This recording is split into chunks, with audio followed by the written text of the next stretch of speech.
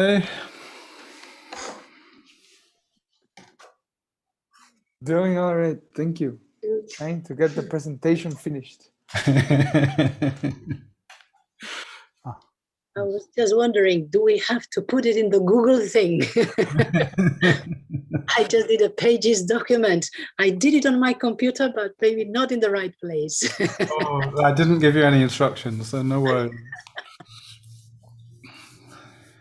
Did you manage to get something finished in time, everyone? Mm-hmm. It was intense, though. No, I didn't finish. I finished half of it, but I think there's most of the theoretical part and then it's covered. Okay. I think I could have organized it better and with less words, the presentation with a little bit more time, but the info at least is there. Great. Katarina, how are you? Football matches this week or no football matches? Okay. No, fortunately, no football matches. Okay. And Danny, are you okay? Yes. My condolences. Okay. I heard about your mother. And then for today, I was reading the chapter to catch up with you. Okay. Yeah. So you have no presentation. That's fine. Just checking. Yeah. So, who wants to go first?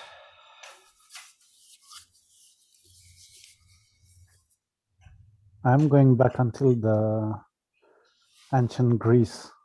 Who goes before that? Prehistorical translation. The cave paintings. Is someone translating the cave paintings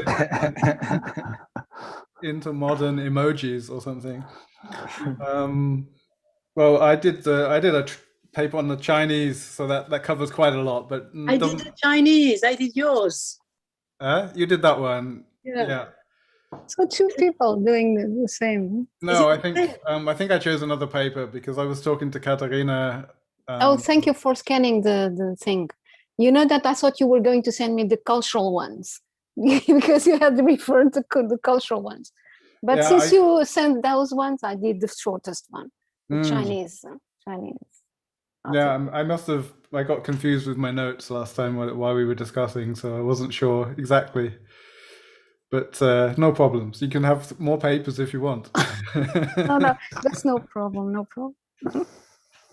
So I think Neria's on Chinese. I'm doing Chinese. I think we've got quite a lot of Chinese today. The thing is, I didn't do Spanish, thinking that okay, you asked me to do Chinese. Maybe there's not enough of other civilizations. So I thought, okay, I'll do the Chinese thing, thinking that there wouldn't be enough. No, it's good because the one I chose complements the one you're doing, I think. So that should be good.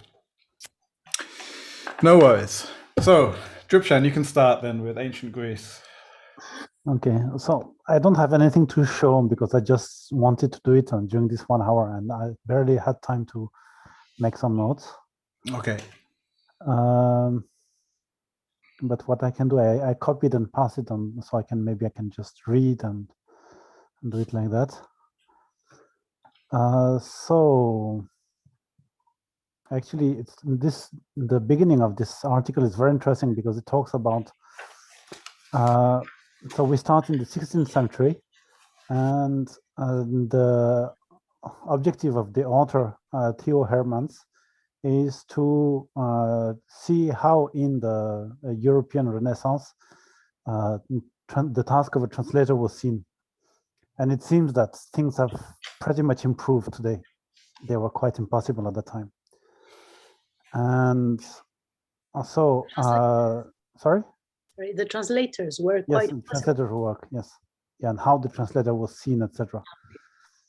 Yeah. So we had seen that Susan Bassnett, when she made her talk in the United States for the Tandra Foundation conference, she was saying that it was dangerous, it was unrewarding, etc. But it looks like at that time it was much worse than that. So he starts looking at this the task of the the translator by looking at different words: law, duty, task of a translator. It's interesting to see that faithfulness or loyalty, etc., may come from the usage of the law of what the translation is supposed to do. So the art of what the translation is supposed to do. And here art is just the craft, not the art, because they refuse to see it as an art altogether. Okay. And so there is, so yes, just reading the small passage here. The task of the translator, it presents itself to them as an obligation and imperative duty of the translator, and that is word for word or literal translation. So the only ideal that was allowed for a translation was to be word for word. And that ideal remained, of course, to a certain extent in practice, but sometimes the translator allowed themselves to go astray from literal translation because otherwise they just saw that it was impossible to convey the meaning. And yet, because the ideal was so strong, in theory, and in themselves, in considering themselves how they were doing as a translator, they still were comparing themselves to a full literal translation. And so we had this paradox that was going on during this time, which is that, like, I'm going to read another passage, the different languages possess different grammatical and idiomatic structures and hence different rhetorical resources, which renders total correspondence utopian. So they were aware that this was the case. And yet total correspondence, the absence of distance, is what the duty of the translator and the law of translation demands. So we're really in this kind of paradox and this kind of completely opposing way of thinking of what the translator should do and what he is actually doing. And also, at the same time, they're completely aware that the alternative ad sensum, which means not the word forward, but sense for sense mode, will be a constant presence, and it has cultural prestige and self-confidence on its side, because then the author knows that what he renders is something that has artist's value. It is something that can be considered literature, but still, if he considers himself as a translator, then this is not what he's supposed to do. So it's kind of, they're in a complete struggle in what they're doing and what they're supposed to be doing. And yes, and so before coming back to the 16th century, so now going back to the reasons for how this came to be, then the author here goes back to Saint Jerome, I don't know how to say it in English. And he says that the legal and moral overtones in the notions of fidelity and fraud, the translator's professional duty and translation law, all echo St. John's famous letter to Pammachius. And so there, he was, St. Jerome's was accused of, it's very interesting to see to what extent people accuse them. So I'm going to read this part. The document is directly relevant here to speak of the translation's duty and of literal translation.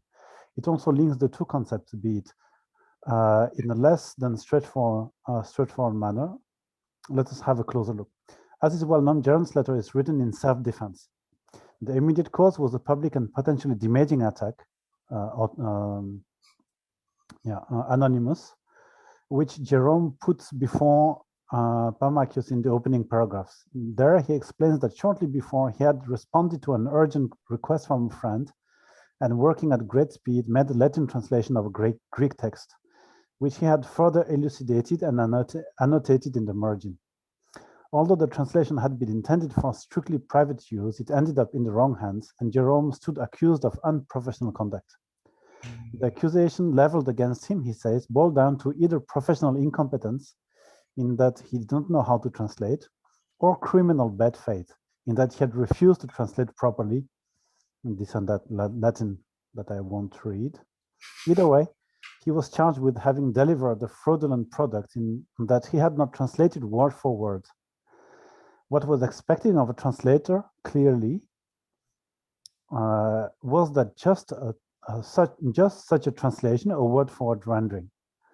The fact that Jerome's failure to produce such a version would become the cause for a public attack against him suggests that the word-for-word rule as a normative expectation was strong and widely accepted. So that seems to be how things were for translator at the times of the Romans. And then there is a part of a small paragraph of his defense. Maybe you can read just to have an idea of how it worked. In the course of his defense, Jerome never challenges the validity of the rule as such.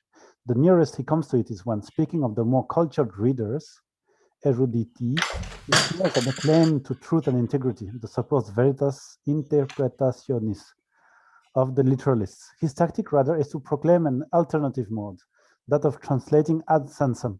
So he seems to be the one to have brought this in the first place, this sense for sense. This mode, he claims, is applicable to all types of texts, with the exception of the scripture, and separates the cultured, discerning translators from the mass of diligent but dull literalists. His declaration is famous enough. I not only declare but loudly proclaim that in translating from Greek, except for the sacred scriptures where even the order of the words is a mystery, I translate not word for word, but sense for sense. So it looks like it is this affirmation that started the whole dichotomy. And then he continues, if I translate word for word, the result sounds absurd. If of necessity I change anything in the order of the manner of speaking, I will seem to have fallen short of the duty of a translator. So here again, there's this idea of what the translation should do and what he can do to make his translation work. And as Jerome puts it, literal translation produces unacceptable results which grates on the ear, but moving away from it means incurring censure of a different kind, as it amounts to abandoning one's post as a translator, failing to live up to one's responsibility, defaulting on one's obligation, on that which is precisely what the translator should be doing. In arguing against literal translation, Jerome's at the same time confirmed the general validity of the rule. So it seems that there was quite a lot of pressure on that. And yes, this translation that grate on the ear reminded me of what Kempo David was saying of, I think, Trinidad, which is saying that some translations are like sand you need to swallow. So that was for Saint Jerome's, and then after Cicero, so I think it was before that, right? Cicero speaks of translating. He employs the same verbs, vertere, convertere, but suggests that the activity they refer to can be performed in two markedly different ways. One of them as a translator, and the other one as an orator. So it looks like the distinction was further developed by Saint Jerome, but existed already in this form as a translator or as an orator in Cicero's times already. So narrator or orator? Orator. Orator. Okay. Yes, orator. Yes, orally. Yes, and so orators were allowed to change in order to suit their public, their audience. But then a translator never. And so afterwards, before coming to the Renaissance, Middle Ages, so the marked emphasis on purity and integrity, incorrupta veritas, leads into paradoxes. So it seems that they were not able to get rid of this problem even during the Middle Ages. And so on the one hand, because of the narrow limit in which this mode of translation chooses to impose on itself, the end product clearly advertises its status as a translated text through its forced, tormented expression, in which it takes a martyr-like, anti-rhetorical pride, because it is precisely the textual ungainliness of the product which signals its integrity as a translation. So in short, if you wanted to have a translation, it must be very difficult to read and very badly written. that signal the good translation. So this is on the one hand, Middle Ages.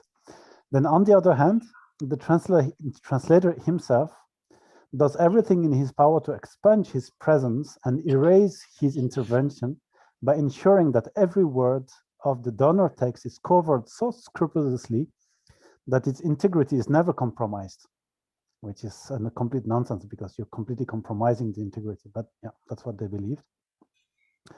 The ascetic self-restraint demanded by literalism seeks to ensure, above all, that the transfer from one language to another will be so close, so word for word, as to allow no slippage, no hairline crack through which meaning might ooze out, or rhetorical or interpretive corruption seep.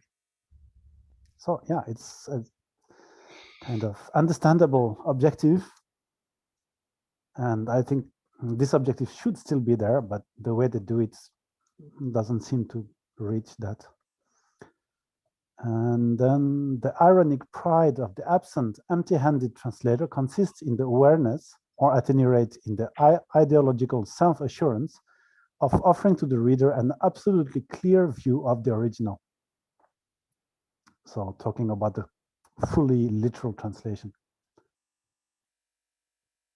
And then there's a distinction that is made between translator and exegete. Exegete, how do you read that? Oh, Exegete? yeah. It's not a word I say very often, so. In French, it would be exegete. Exegete. Yeah, but anyhow, we understand it. So yeah. Considerations like these appear to mark the dividing line between the translator on the one side and on the other, the exegete, as the provider of paraphrases, glosses, commentaries, and interpretations. So this seems to be the distinction that is kept, not the orator anymore in the Middle Ages, but the exegete. So the distinction between a translator and the exegete. Yes. Yeah, basically, translator still keeps doing the same unreadable work, but it's not an orator on the other side, but an exegete. And then we have 3 authors, and then let's see if I think time will be up. So St. Augustine, I think it's nice to have a small thing about him because he's so famous. So when St. Augustine on the Christian doctrine becomes aware of the potentially damaging differences between existing Latin versions of scripture, he recommends using the most literal translations, as these must be deemed least likely to engender corrupt readings. So clearly putting people on the side of literal translation. The word for a manner which Jerome reserved as appropriate only for the Bible is subsequently adopted for other discourses as well. So there was this, St. Jerome was saying that other literature would be fine translating by adapting, but then during the Middle Ages, it seems like any translation kind of fell back onto literal translation. And then for Boethius, so in the early 6th century, he puts in connection with Porphyry's Isagoge. And what he says is, in these writings in which knowledge of the matter is sought, what matters is not the charm of the sparkling style, but the uncorrupted truth. And this is achieved through sound and irreproachable translation, which means literal translation. So in the 6th century, it was still the same. And in order to finish now, when in the early medieval period, John Scotus Eriugena is criticized from the obscurity of one of his translations.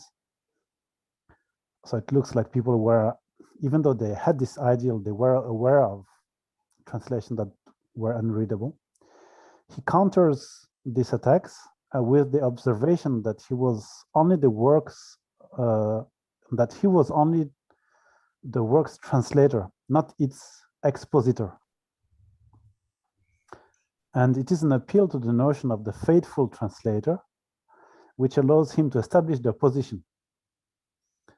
So again, he uses this, what everyone is kind of believing at the time to justify and to defend himself from having done a bad translation. And it is precisely in terms of oppositions like these that in the early Renaissance, the office of the translator and the domain of translation in the strict sense will be determined. So that's how we come to this idea that, to this paradox that I was saying in the beginning, and that the translator should be doing a word-for-word translation, whereas no one liked it. Everyone was aware that it was impossible, and yet that was still the kind of the norm.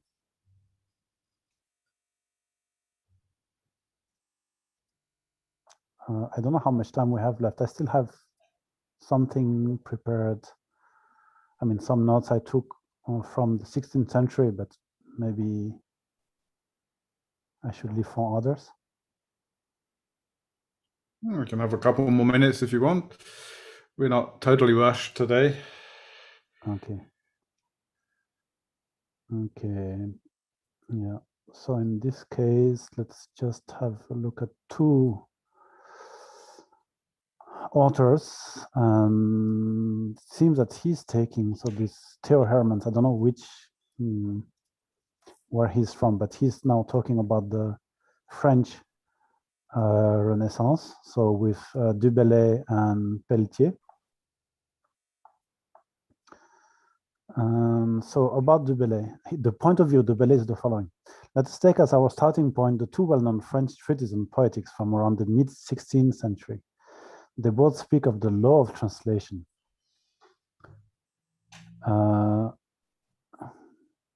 Yes. And Joachim du Bellay refers to all those admirable gems of eloquence in prose and verse, which exploit the resources of a particular language in such a way that he says, their charm and elegance cannot possibly be rendered by a translator. So they are aware that a beautiful translation requires more than literal translation. Add to this the idiomatic difference between languages. Du Bellay continues, and the result is that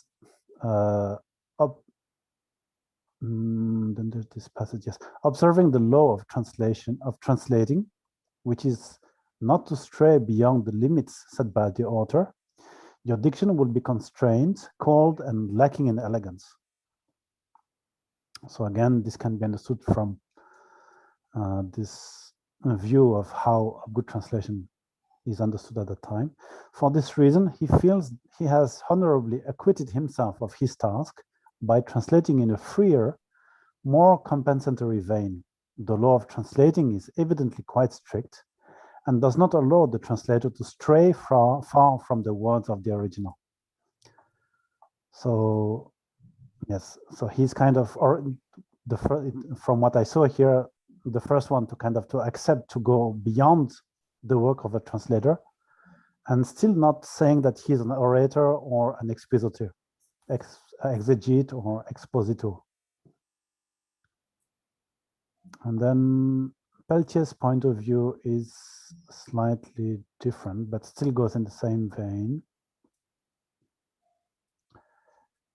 There's a small, yes, let me check here. Yes, Peltier considers both the effect of literal translation and its utopia, having explained in marked contrast to Du Bellay that the translator subjects himself not only to the inventio and the dispositio, but as far as possible also to the elocutio of his author. Elocutio, I guess, is the style, and that in so doing, he rightfully earns for translation a place in the world of art. So he goes even further. He goes on to state that its law, however, is understood by few. Peltier illustrates his point by offering a correct reading of the famous but frequently misinterpreted Fidus Interpres passage in Horace's Art of Poetry. A reading that has Horace indeed affirming that the faithful translator translates word for word.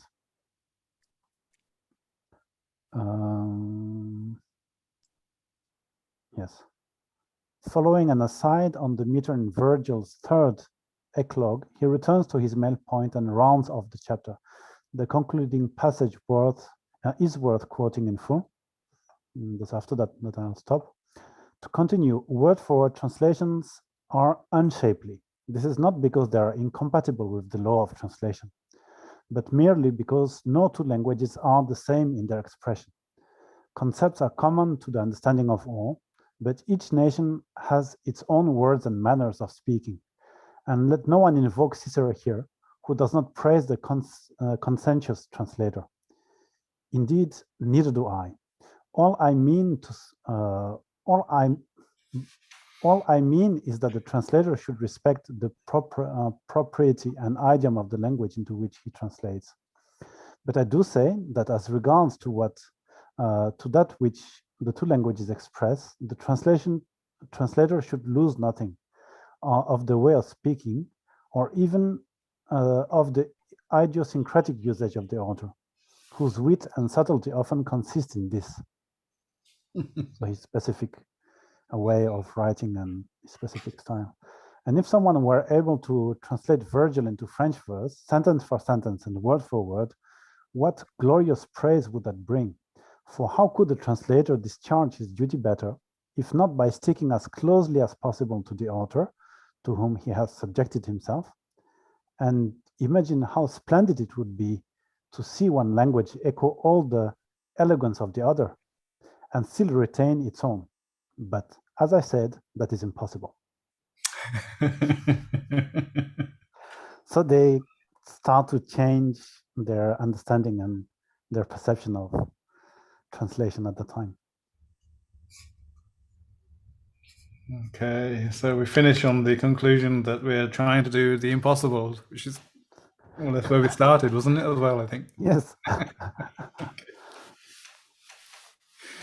So how do you feel about that then? Got any questions about the impossible? Any questions for Jupchen? It was a nice background, kind of like holistic perspective or view. Yes. Yeah, I found it was really nice to see how this idea, how this opposition of word for word, sense for sense came into being in the first place. I didn't expect something like that. In the paper, do they mention the type of text that are involved? Because I wonder if this word by word translation doesn't come because at the beginning, mainly the text is sacred scripture, so the word of God, and then administrative papers, like for Romans in other countries, is about money, about taxes. So in this type of texts, the being exact is very important, isn't it? So I wonder if there was also literature or things like that involved in the beginning, or? I think that the administrative paperwork was held in the language of the one in the position of power. So I don't think there was any translation. I'm not really sure about that, but I know, for example, that Romans held all the administration in Roman, in Latin. They never translated into French until many centuries later on. So, and that you see for centuries in France, when everyone was speaking in French, when you had to go to court, etc., it was in Latin. Everything was in Latin. So I think that this never happened. But like in the talk of, I don't remember his name now. He's just the one who said in the translation and transmission conference that we should be kind to our readers.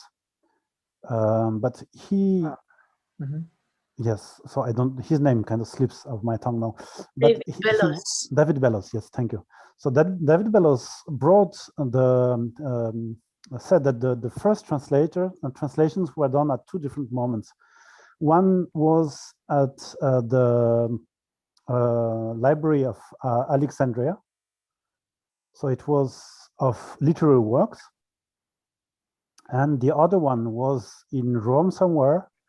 And it was to show it was a Roman rich person who ordered to his slave to translate into Latin the Greek literature, to bring the prestige of Greek culture to Latin, and to show that Latin had the potential of conveying that culture as well.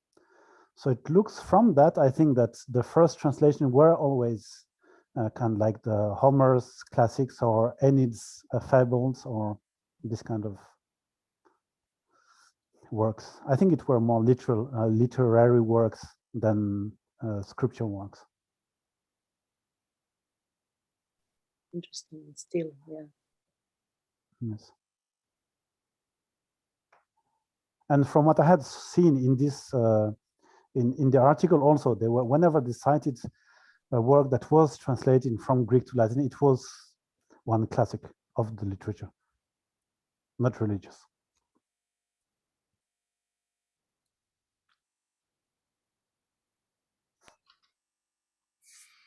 I was interested in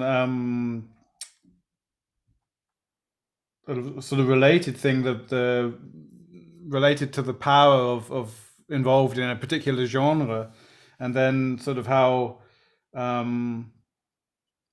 you know, you mentioned that there was like the Office of Translator was created, this sort of this role almost. I don't know whether that was, that seemed to be quite late. I mean, surely, I mean, so what was it that was created with the, what was the Office of Translator, and what was before that? What, when there wasn't an office? Yeah, I was not able to find that out. Okay. Yeah, but here, yes. So since they're talking about European Renaissance, then at that time they're talking about the office or the responsibility. Yeah. But even I think in the Latin authors were talking about the officium of the translator. I don't know if it really was something like a profession or something that was really their responsibility, or if it was more the task that was expected from someone who worked as a translator. I don't know if it was so officialized or not. I'm not able to go that far. Reminded me of sort of conversations I've had in the Buddhist world where people have sort of said they want to learn Tibetan to read the original documents, or they want to read a good translation. And then I asked them also, you know, well, isn't it good enough to listen to a teacher? You know, surely the teacher can explain the contents better, even because they're going to be explaining it, whereas the original was written for a totally different audience. So, you know, we need both, don't we, really? I mean, no matter how good our Tibetan is, no matter how good our translation is, we still need someone who's going to then sort of explain, I think the words were expositor or exegete, you know, to comment. Yes. You know, what is this reference to a lion or a tiger or whatever, you know, because there are no lions or tigers in my world, so it doesn't mean much to me, you know. A lion is sort of almost a cuddly thing you find at a zoo, you know. It's like, so I need someone to explain that to me, and if that's not the translator, then it's the teacher or the commentator or the, you know, who is that? Yeah. That echoes what Sarah Harding told us the other day. She was saying that, well, I do translations. I don't put footnotes or make huge introductions because I don't really. I think she said that she liked best the making of the introduction. So this is what I'm saying here is wrong. But as far as within the translation, she was saying that she keeps to herself to translate what is literally there. And she does not want to adapt because that's the work of a teacher who will then use her translation as the basis for the teaching. Yeah. Okay, thank you. Very interesting. Shall we give him a round of applause? Knock on the table, or whatever you do in your countries. In Germany, they tend to like knock on the tables. Okay, Santiago, do you want to go next? Yeah, sure. We'll jump from that point in time until the 1600s and later. I ended up doing the story. One second. Translation in Hispanic America. I have a sort of like a PowerPoint. There's a lot of words to it because I couldn't cut it down, but here it is. So just to start, as an introduction, it says Hispanic America. It was basically, this came, just for a little bit of context for you guys, this came from a textbook that's talking about Spanish translation in general. And this was a chapter in Spanish translation studies that talked about Hispanic America translation. So it goes from historical perspective to concepts and theoretical approaches to research and all of that. So the biggest thing here is that the importance of translation in Hispanic America was that it didn't just, it went beyond just translating things to get what they were. It became a something about identity and creating new identities and all of that. So it says translation represents, in Hispanic America, translation represents both a way of being and a way of thinking. So certain quotes, translation in America is less something that happens between separate and distinct cultures and more something that is constitutive of those cultures. So something that's embedded within those cultures. Not like more than interchanging information. It's information that became like the bedrock of those cultures. And translation in South America is much more than a linguistic operation. Rather, it has become one of the means by which an entire continent has come to define itself. So just a different way to say it, right?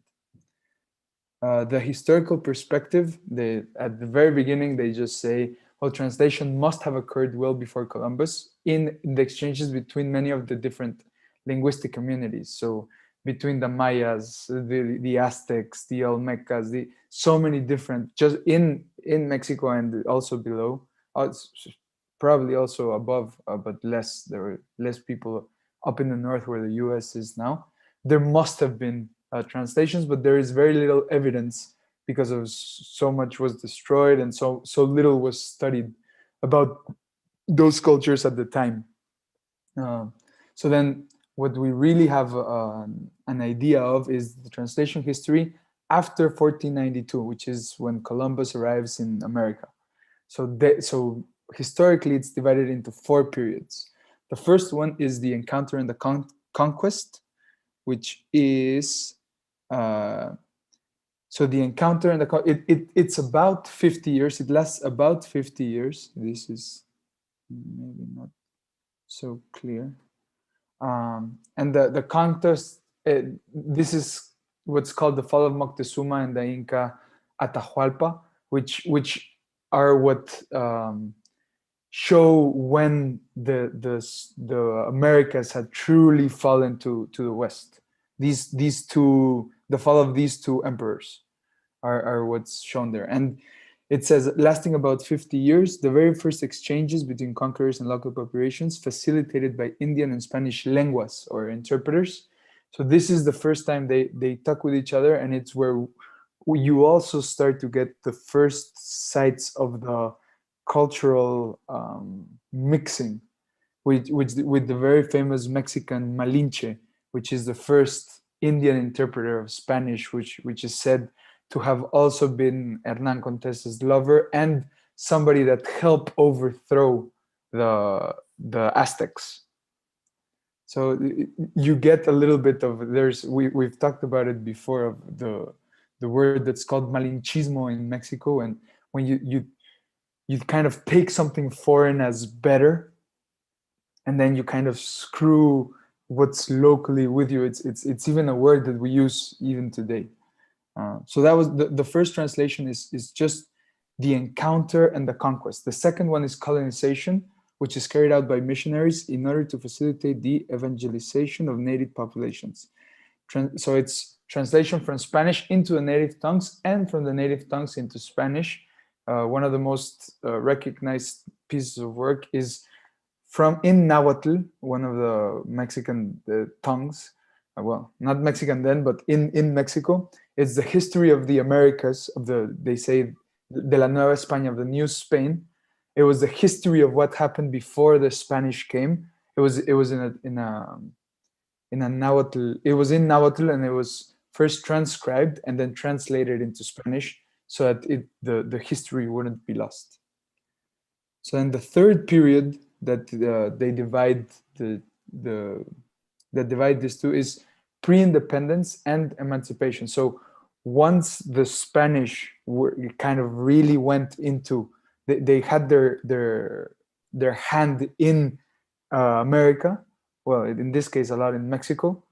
So from the end of the 18th century to the first half of the 19th century, there is a lot of translation that happens here, and it's also in just done in 50 years, in half the century, and it's characterized by Spanish translators of European and North American philosophical and political texts aimed at nurturing the ideological aspirations of the South American elites for independence and then building of the First Republic. So a lot of the translations that happened here were the ideas that were coming mostly from the West, that the elites were bringing and translated to disseminate this unrest that led to the independence and the emancipation and all of that. So it's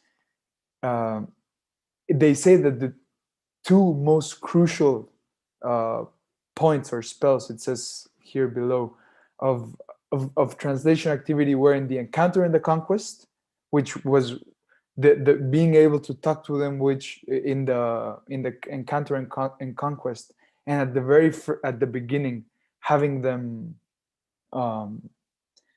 having some friendship led them to be able to then conquer them, and you need a translation for that. And then in the pre-independence and emancipation, there were huge amounts of translations done in only 50 years to really disseminate this idea, to get all of the people into independence, and not just in Mexico, all over America, in Chile, Peru, in all over America. So there was really intense period in this third one, and then the fourth one, there was also quite a bit more, but it was also a longer period where they used these. It's the creation and consolidation of the different republics. So from the second half of the 19th century up till now. So it's the building of new. This was one of the key things. It was the building of a new national tradition in South America. In each place of South America, it was translating all sorts of things from literature, science, commerce, and law to kind of absorb a lot of the things that were already there, and them with starting to get into the economy and all that, trying to play catch up with many of the ideas. So that's the historical perspective. It's, in a summary, it's the four places. It's encounter and conquest, then colonization, then pre-independence, and then after the independence, the creation of the different republics all over South America. So then for concepts and theoretical approaches, I thought this was the most interesting part of the chapter, because it's quite different. I think it's very blatantly it's very blatant in what they wanted to do. So what they did is that after the independence, the intellectuals and the elites of the Hispanic American societies all over, they start creating the literary and intellectual social groups. They're called salones literarios. And they were looking at the Western European traditions to give birth to this, again, the new national tradition in South America. So they were trying to create an identity, taking the best of what they had from all of the other traditions in the West, non-Spanish, because they were kind of sticking the finger to Spain still. So one of the quotes that they have from one of the literary, what's it called, intellectual social groups, Salón Literario, is translation is a key mechanism not only to the civilizing project of nation building, but also as a constitutive element in the very national identity that is being created. So they were really taking these ideas, not just, they were really trying to get this to create, not just, they weren't trying to just get the best of everything. They're trying to bring the best of everything, import it, and then create something new with it, which is really interesting. Which is a really interesting take on translation based on everything we've seen so far. Especially, I know because we've seen a lot of scripture. There's a lot of sticking to what you've been doing and all that. They were doing the opposite. So after the independence, therefore, after independence, translation activity, so political, scientific, and literary, here it doesn't really talk about scripture, of course, was creatively carried out by members of the political and intellectual elite, especially to validate the local vis-a-vis the sovereign. So trying to create something by taking from the sovereign, this is what we want, and this is who said it. This is what we want to do, and this is the idea that was very elitist and all of that. So in many cases, this is a really important point too. In many cases, this resulted in appropriation. So they were really not sticking in many cases to the translations. They were not being faithful to the translation, and it was something that they embraced. So for the American intellectual test, it is necessary not only to escape Spain. To be American, one must here. It was before the U.S. somehow made Americans only from the US. If America is all of America, but anyway, to be American, one must be a different kind of reader and translator. So this is what they were talking about.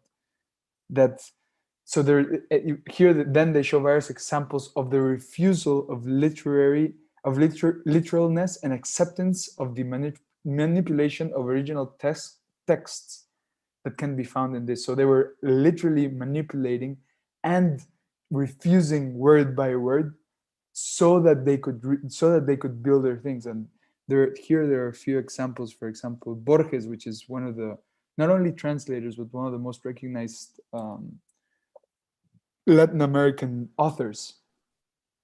It says in a translation from something is a linguistic and cultural transposition from 14th century medieval Spanish to 20th century Rio de la Plata Castellano, in which the temporal and geographic displacements are foreground in the acriollamiento of the text. I'm not sure what that means, but again, they're really just making changes here. He's transposing the culture. I think it would be in this part having Harry Potter eating the sausage, right? To create, to bring the points and all of that. And then another translator, especially in his writing for children and teenagers, when he appropriates European translation models he appropriates European translation models in order to carry out, by means of fiction, a didactic project aimed at young Hispanic Americans. So they weren't just translating; they were translating and adapting it to educate the young Hispanic Americans. And another example, Andres Bello, in his poem, invites the divine poetry to leave cult Europe and set her flight to the Columbus world. And then in the Spanish version of Hugo's La Pierre pour tous, for example, Bell leaves aside the moral, religious nature of the original to introduce clear political references related to his exile in London. So that, again, they're really accepting appropriation. And I think this is the quote that we saw in one of the videos in the translation studies, that Paz, it was from Octavio Paz, but here they joined it with another author, both ideas of Jorge Luis Borges, where they says they don't believe in some naive idea of translation, that is the literal translation, that is the literal translation. I am not saying that the literal translation is impossible, but rather that it is not a translation. Translation is always a literary operation. And when I first wrote that, I thought that he was really referring a lot to just literally trying to make it better, but they were really in the forefront also in the 90s and all of that to also push cultural things. So they were into adaptation and they were into appropriation.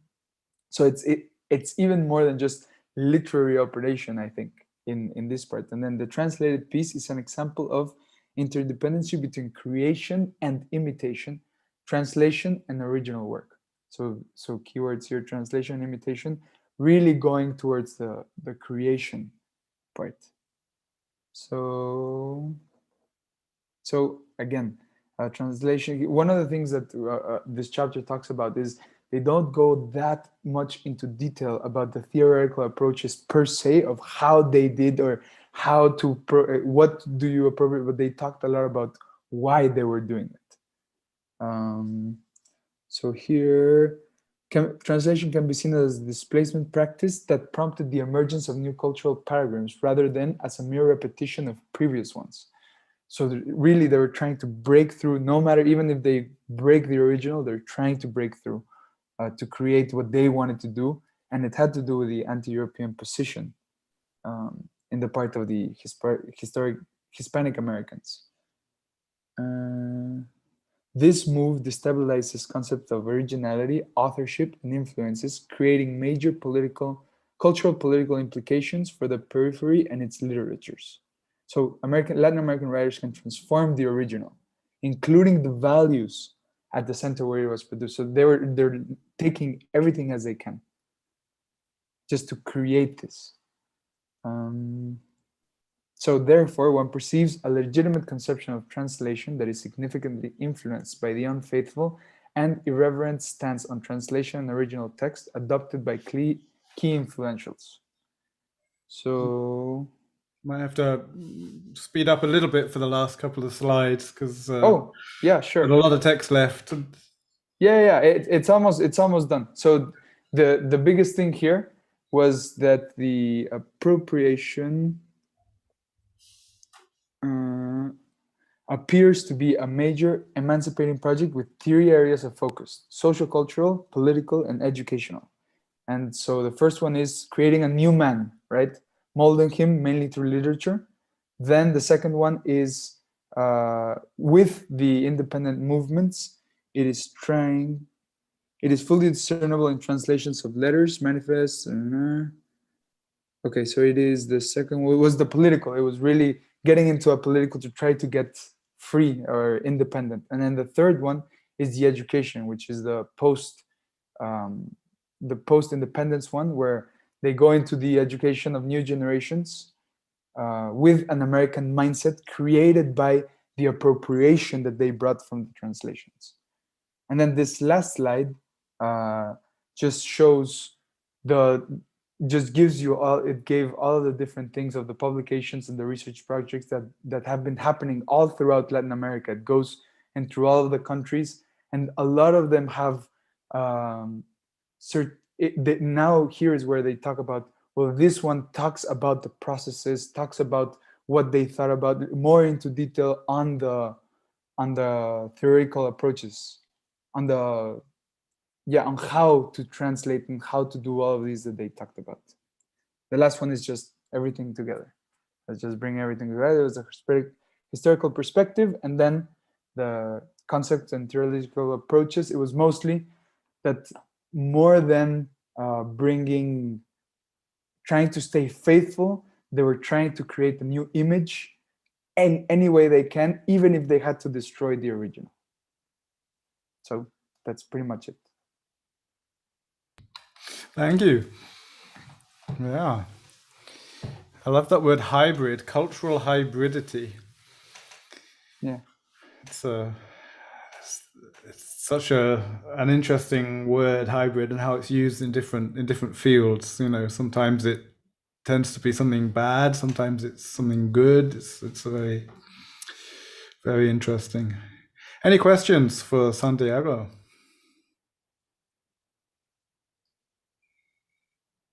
I would like to know if you personally have read American translations and their originals, and did you feel the appropriation going on? I haven't. I think nowadays it's less. I think nowadays it's less than what it was now. I think nowadays the image, the culture has been kind of more cemented. So now I think they're a bit more worried about translating things, like a little bit more to what everyone's kind of the in-between of word to word to adaptation. But before that I haven't. I haven't. I've only normally. Actually, that's a good point. I don't think I've ever read a Spanish translation, except for a few Dharma books. But yeah.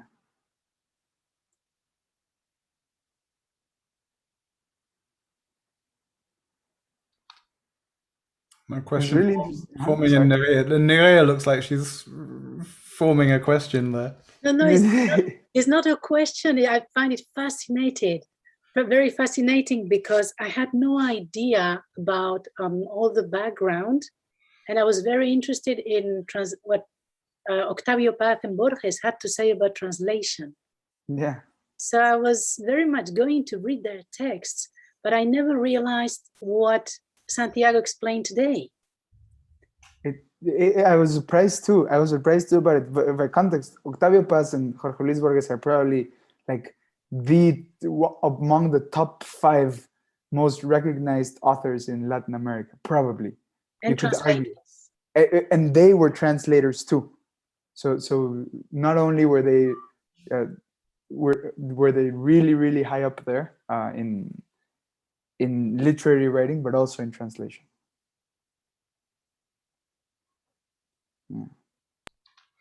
So now it makes me want to read more the original and the translation. Like Drupchen was saying, what is the difference between a Spanish translating a text and one of these Latin Americans translating the same text? How the ideology is going the mindset. Your mindset is going to influence the way you translate. That is yeah. That's a really interesting question. It's Santiago, do you have the subtitle in movies, or are they doubled? Every cinema here has both. Okay. You have to be careful which one which one you choose, because sometimes if you don't see correctly, you go into a dubbed one when you wanted a subbed one. But you always have both. And you usually go to subtitles? To the subtitled ones, yeah. And have you ever felt some appropriation in the subtitles? Not in the subtitles, not in the subtitles, but probably in the dubbed quite a bit. Actually, one of the. Did anybody see the Shrek movies? Yes. The movies of Shrek. Yes. Those and Dragon Ball Z and all those I saw when I was little, dubbed into Spanish, and I think now I know a little bit of what they do. Like the like Donkey in Shrek is a little bit more Latin than he's in the English version, and things like that. Okay. Things like that. That's really interesting. So yeah, it was nice to learn about my country's kind of historical context and kind of what they went through and what they were thinking, and it was really interesting. Yeah, I found this a new thought for me was like, translation in the phase of nation building, so for good or for bad, the sort of this new nation being built up in this, having stolen the land from the people who were there before, or however we want to describe that, but there was this sort of new nation being established and sort of importing what you need for that, the intellectual ideas, the culture or whatever, and translating it and building up the new,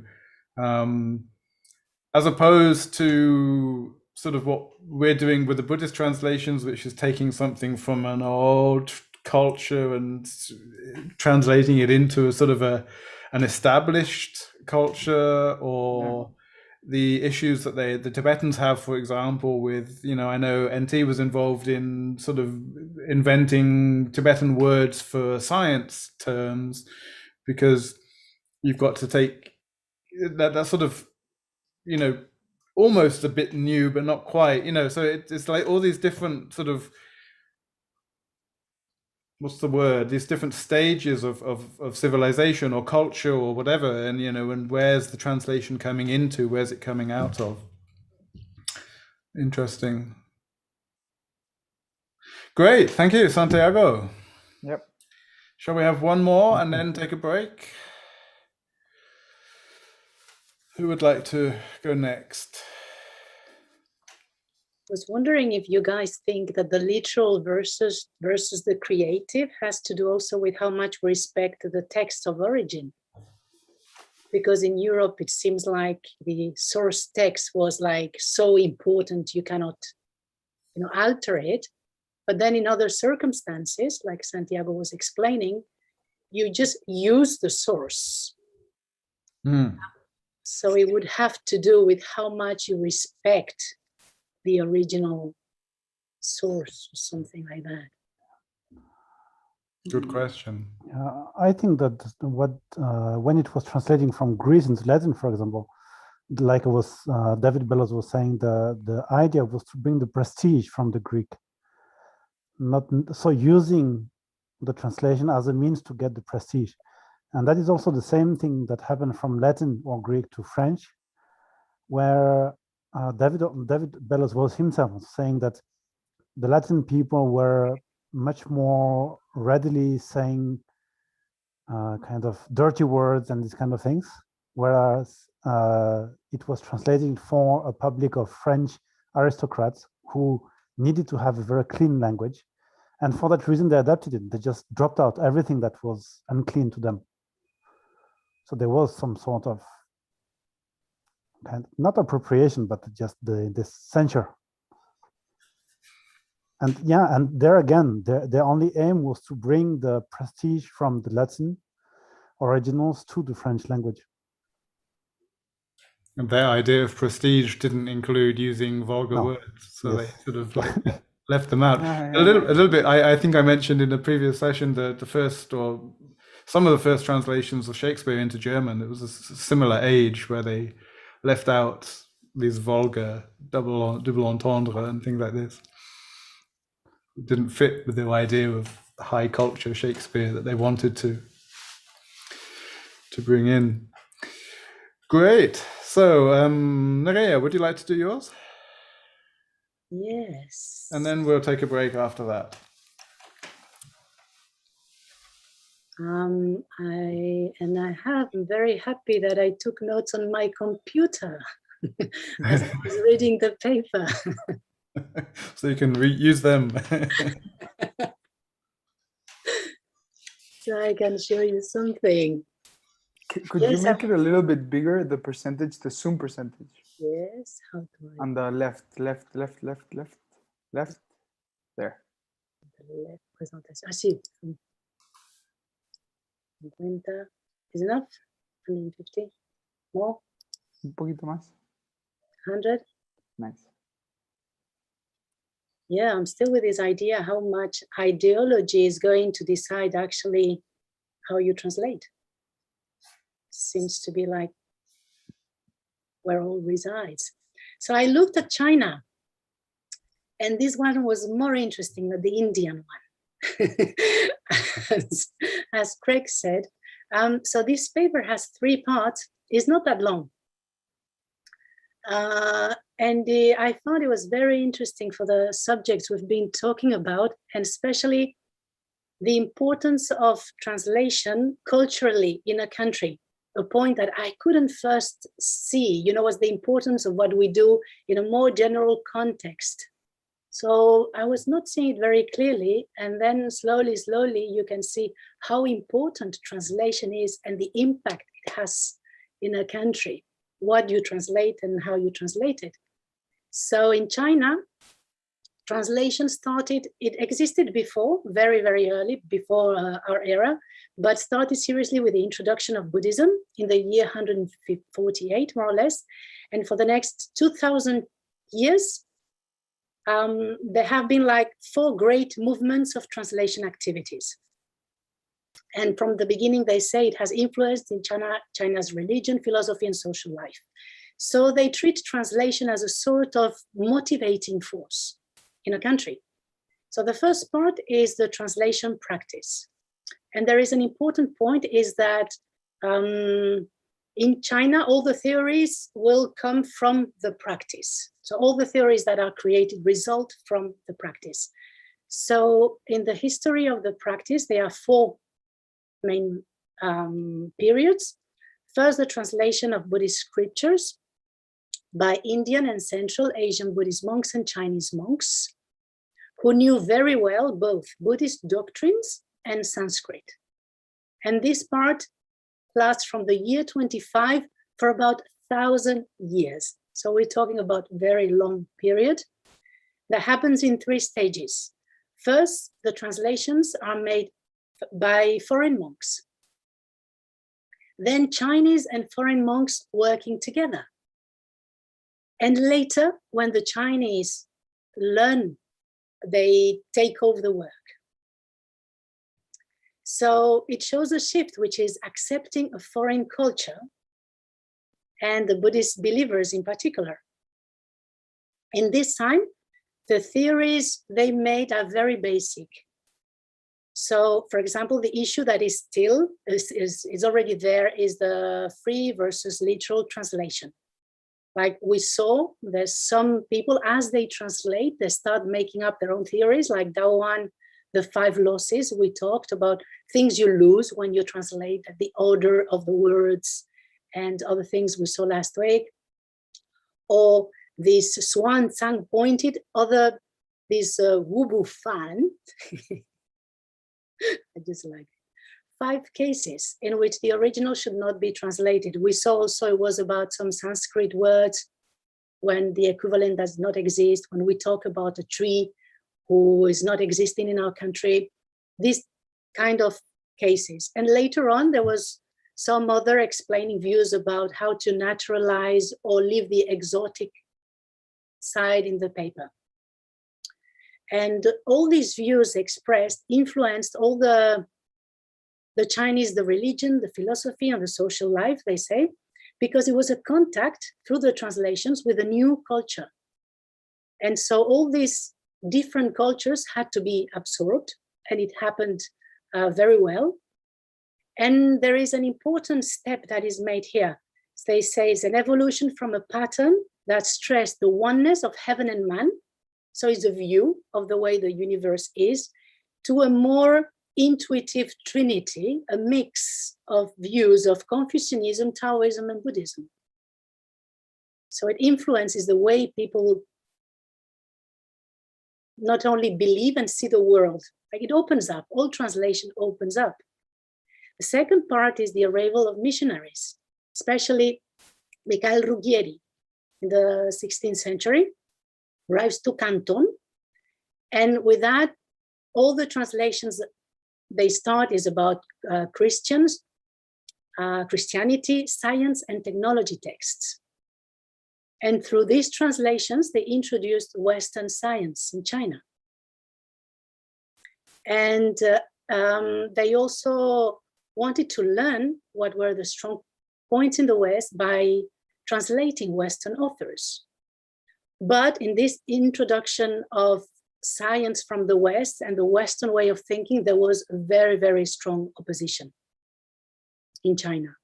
But in a later part, in the mid-19th century, China was kind of forced up to open up by the imperialists of the West. So it's the time when all these Eastern companies start the tea and other things importing from China.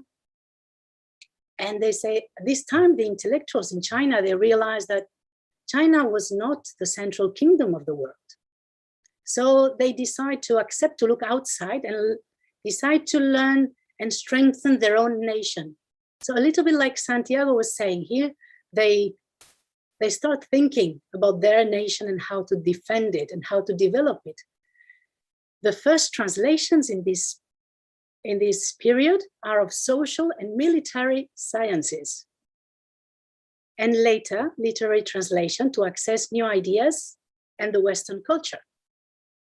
And it is very interesting to know that the first translators didn't know Western languages. So they were working with interpreters, people explaining to them orally, and then they were translating into Chinese, like we are doing with Drupchen. So, same method.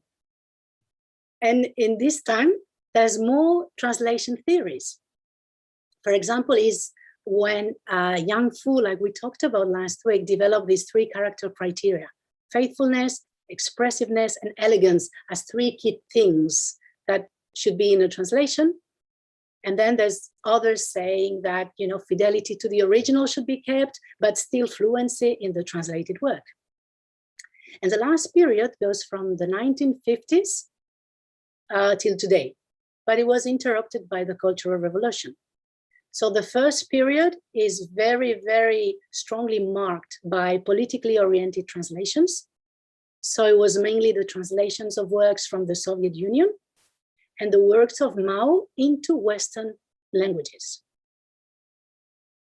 And since the 70s till today, it has been an unprecedented development in both translation theory and practice. And here there's been an enormous increase in publication and academic activities. Quite a new thing in China is since 85, the government founds many translation projects, there's schools, and in 78, translation became an independent discipline.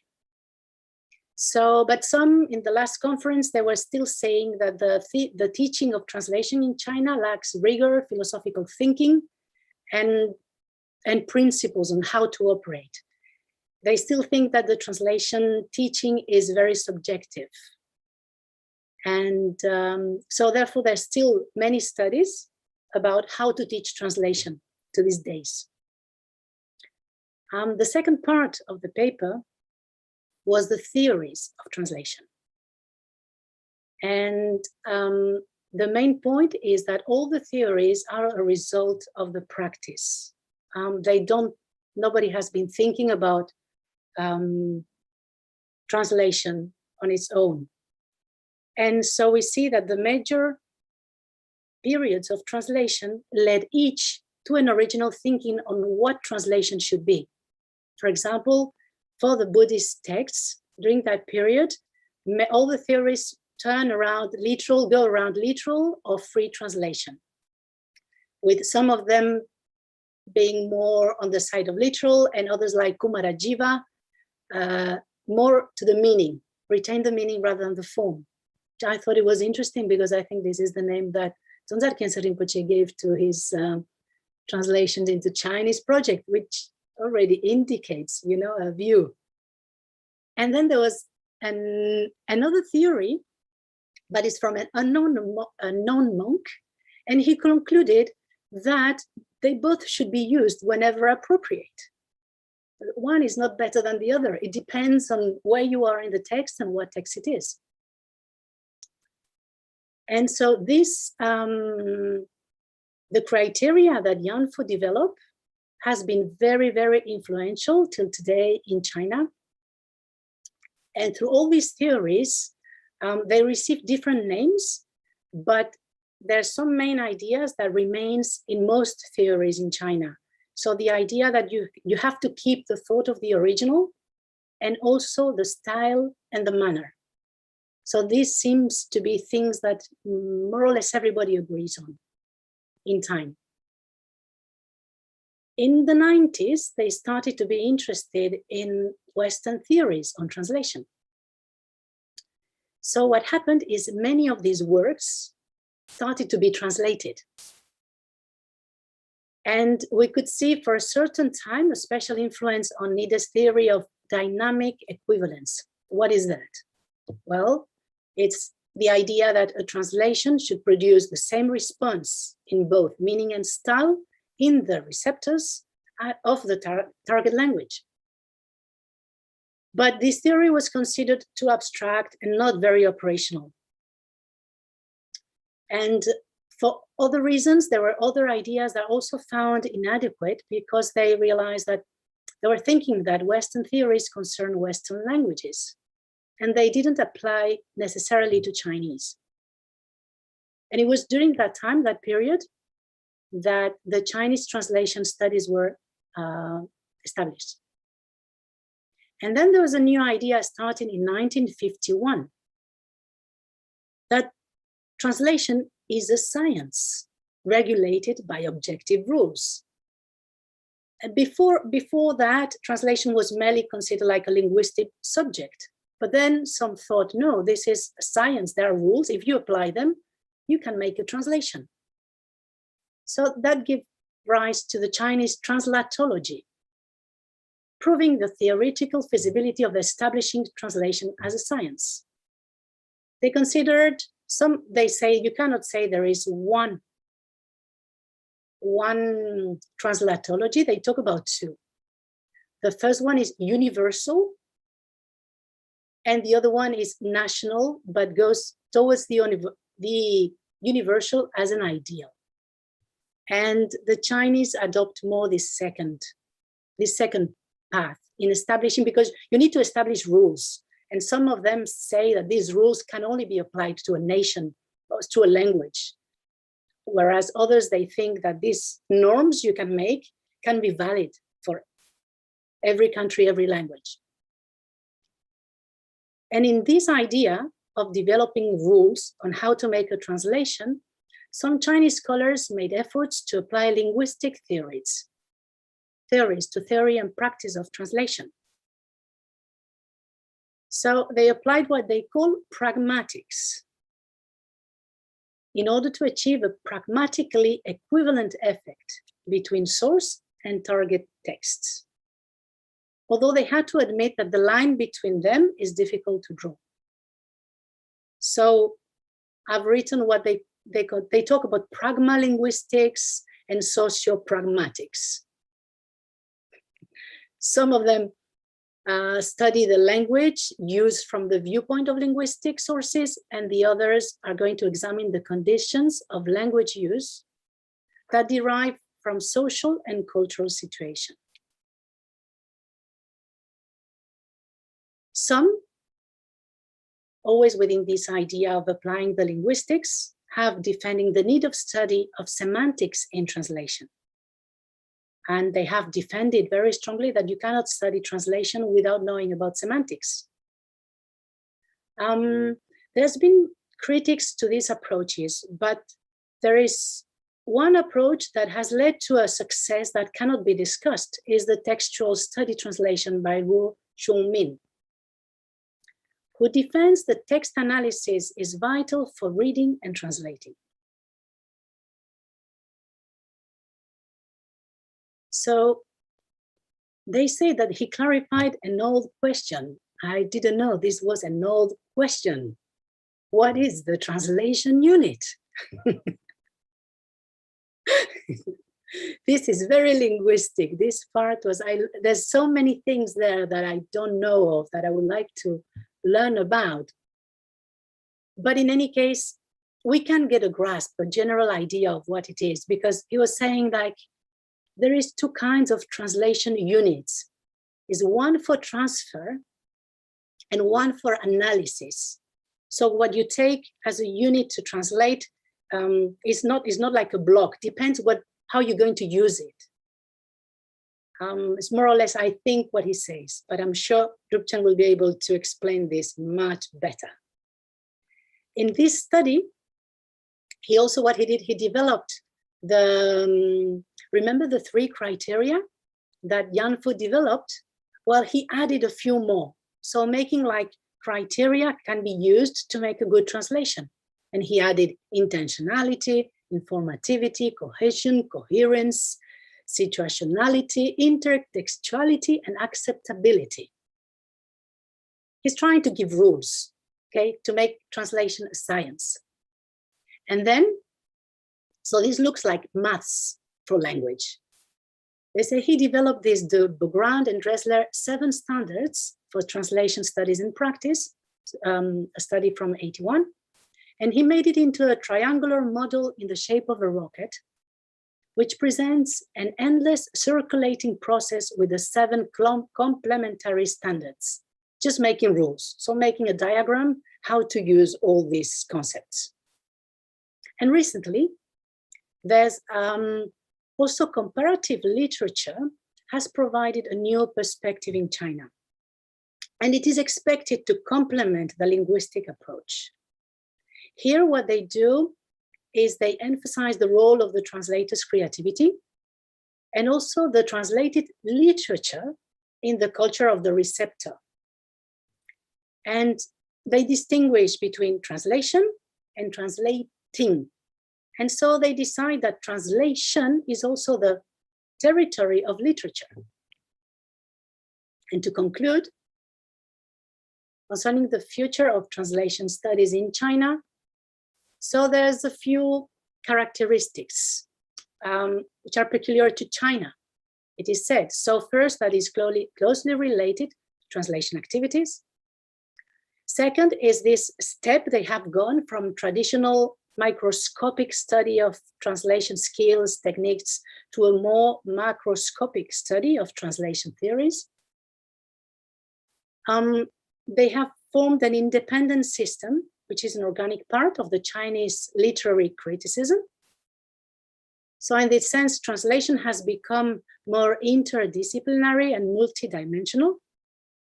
And translators have learned to apply translation theories to their translation practices in a more conscious way through all the schools that were developed in China. So to conclude, they say that in the 21st century, the discussion will not be anymore between literary, non-literary translation, but that there is already a starting shift in the focus to this question of what is translating, what is translation.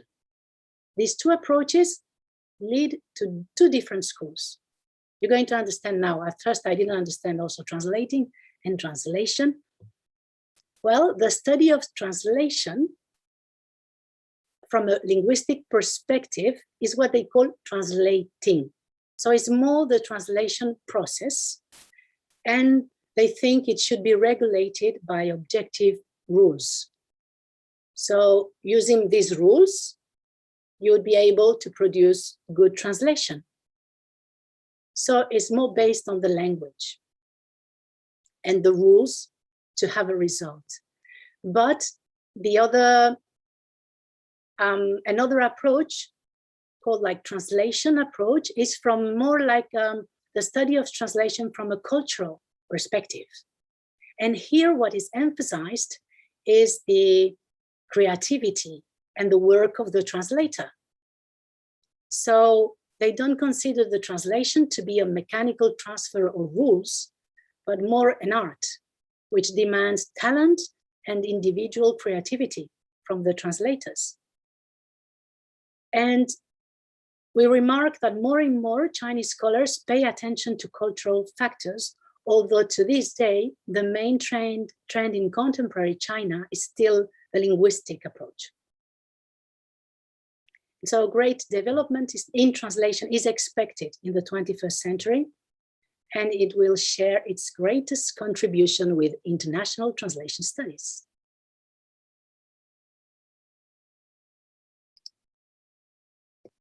Wow, thank you. Oh, thank you.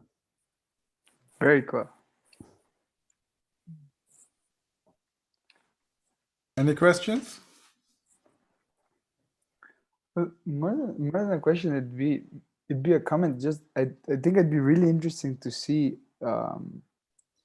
the actual theories that they were talking about at the end, the one in the rocket and all that, because I think especially for us, the Chinese to Western language is kind of similarly removed to Tibetan to a Western language. So what they might have already thought of doing and all of that from Chinese to a Western language versus the Tibetan to a Western language might be quite useful. I was wondering if Ruchen and Craig, they knew about all this, you know, they said they have to explain to us what this is all about, linguistics. Well, some of it will be in the next chapters, you know, things like equivalence. Yeah, we'll have a whole chapter on that. So, I mean, I found it interesting with the, you know, the difference between translation and translating. for many reasons, but that comes up at the end of my text as well, so I'll reserve my comment till after that. So I had a question, actually. It's not really on Marco. I don't think I can explain what this Chinese thought. I could say what is pragmatics is just a contextual use of something, just like when you say, oh, it's cold, what you pragmatically think is it's actually kind of disguised way of asking the person to close the window because cold air is coming in. That is pragmatics, just contextually using language to mean something else. So that's just that. But my question was rather about the difference between translating and translation.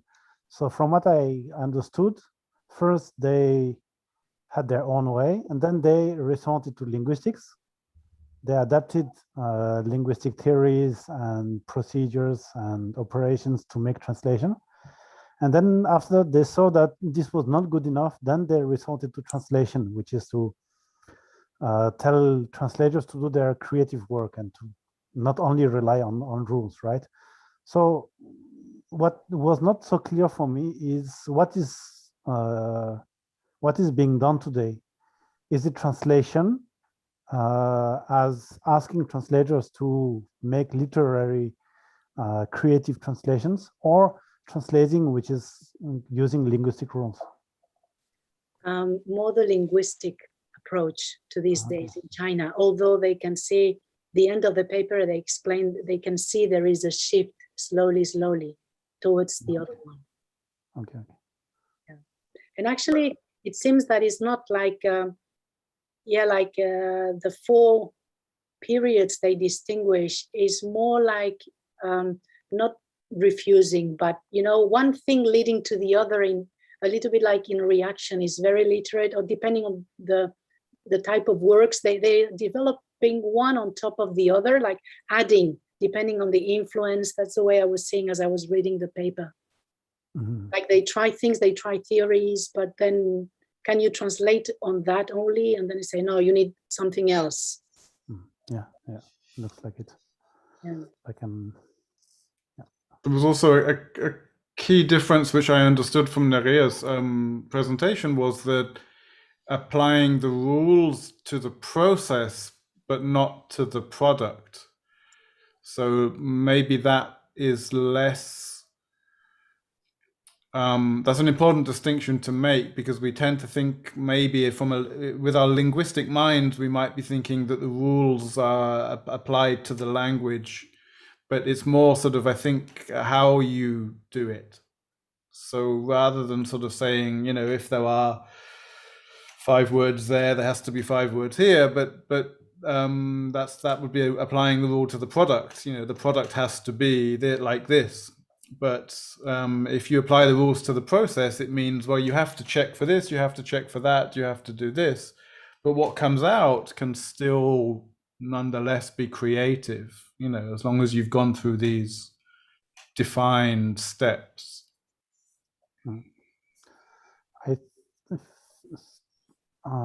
Strictly speaking, from linguistics and the different disciplines like syntax, semantics, etc., I think it would be difficult to do.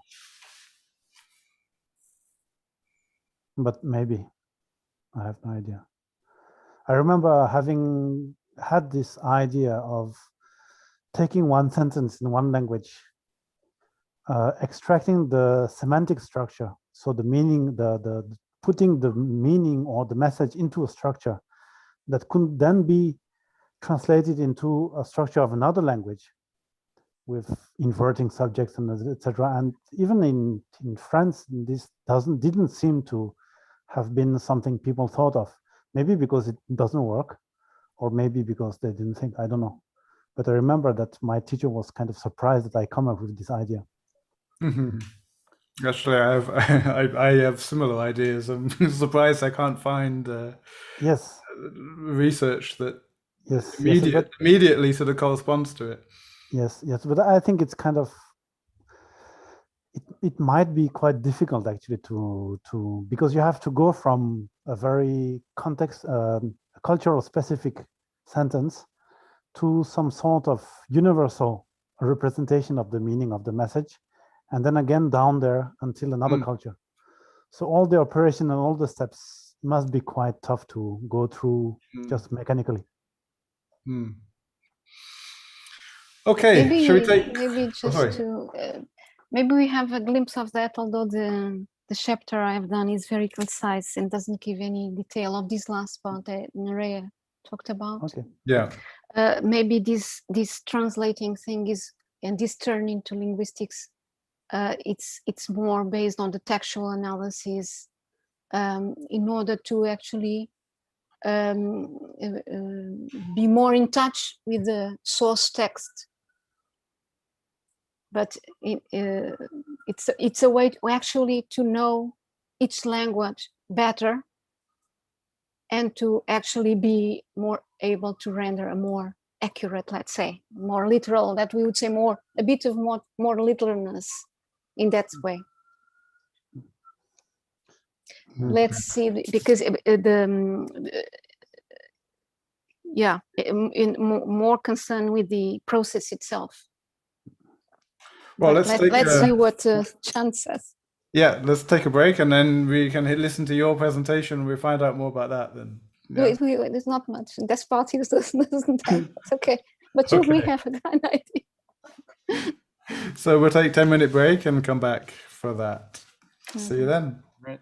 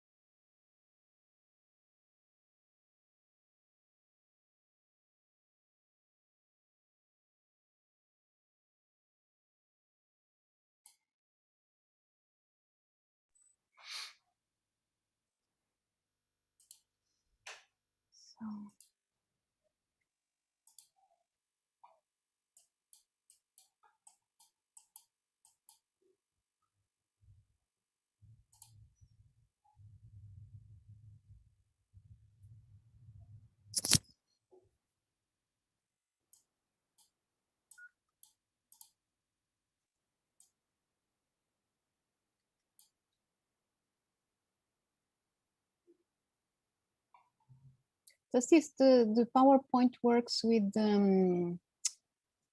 Santiago? Yeah. You have put the PowerPoint in the mode of presentation, or did you click as? When I was putting it, I just had Yes. it open naturally. Naturally, without him. Without, but we Let have a me little bit of see, time. let me Let's see. check now. Let's see. I will put it in a presentation. Oh, okay, I would first presentation. do the share screen Let's see, normally, share screen. and then try to see what happens. Let's see. Can you see it now? Oh, Yeah. but it's not. But it's not in presentation. No, but go in But okay, fichero not. Huh? or ver. Go to in ver. There? I know. No, it should be Yeah, no, it won't. presentation like this. Can you Oh, see? It's bigger. Yeah. It is. Okay. Let me put your faces up. I don't know. Like, Just drag it. let's see drag everything. it. Yeah, drag it up. Okay.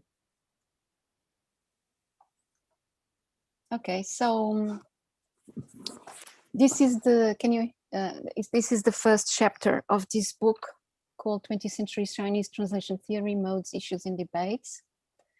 And this chapter is called The Traditional Approach, Impressionistic Theories.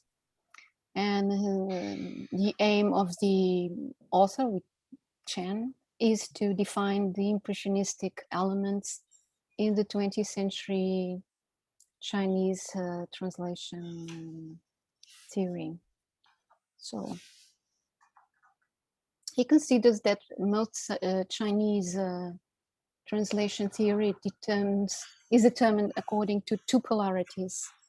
Either they consider themselves to belong to a distinctive tradition with no comparison to a Western one, or it is considered to fall short while compared to the analytical depth and philosophical insight of Western translation theories. So Shang claims that even if there is some truth in this differentiation, there is no need to put it one or the other in a higher place or lower place.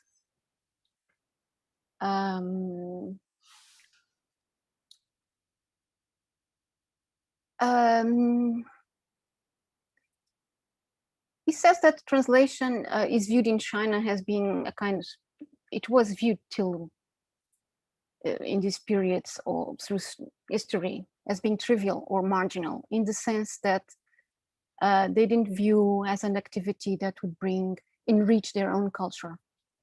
That is a bit contrary to what is going to happen in the 19th century that Unire referred to, like that they started to absorb the other cultures because of Western imperialism. But Chen here doesn't really refer that in terms of the 19th century. That openness is not stated. So the view was that the target language, and I think it's the Chinese he's talking about, was superior, remained the thought that it was a superior language remained for a long time the predominant belief. And the fact is that the majority of the theories tended to make vague assertions concerning translation. And another aspect is that its discourse, and we are talking about this theoretical discourse, borrows much from literary criticism. So it just gives some examples of what happened with Buddhist translators and the theories that went from the 2nd century to the 10th century. the Christian converts,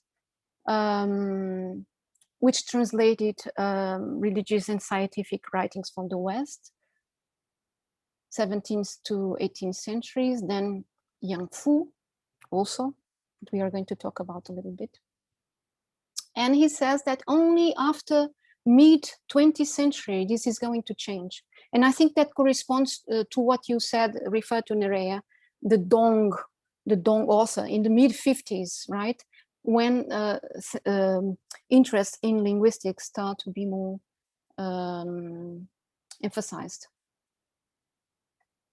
So what is happening here? So we have a trend which is really based on intuitions, and what you think about is in the end result, and not so much evaluating or analyzing the process. So translation theory is much more a kind of criticism than a theory. And it tends to see things as good or bad. And so in this case, it's much more prone to subjectivity. So what Shen is trying to figure out is if Chinese translation theory,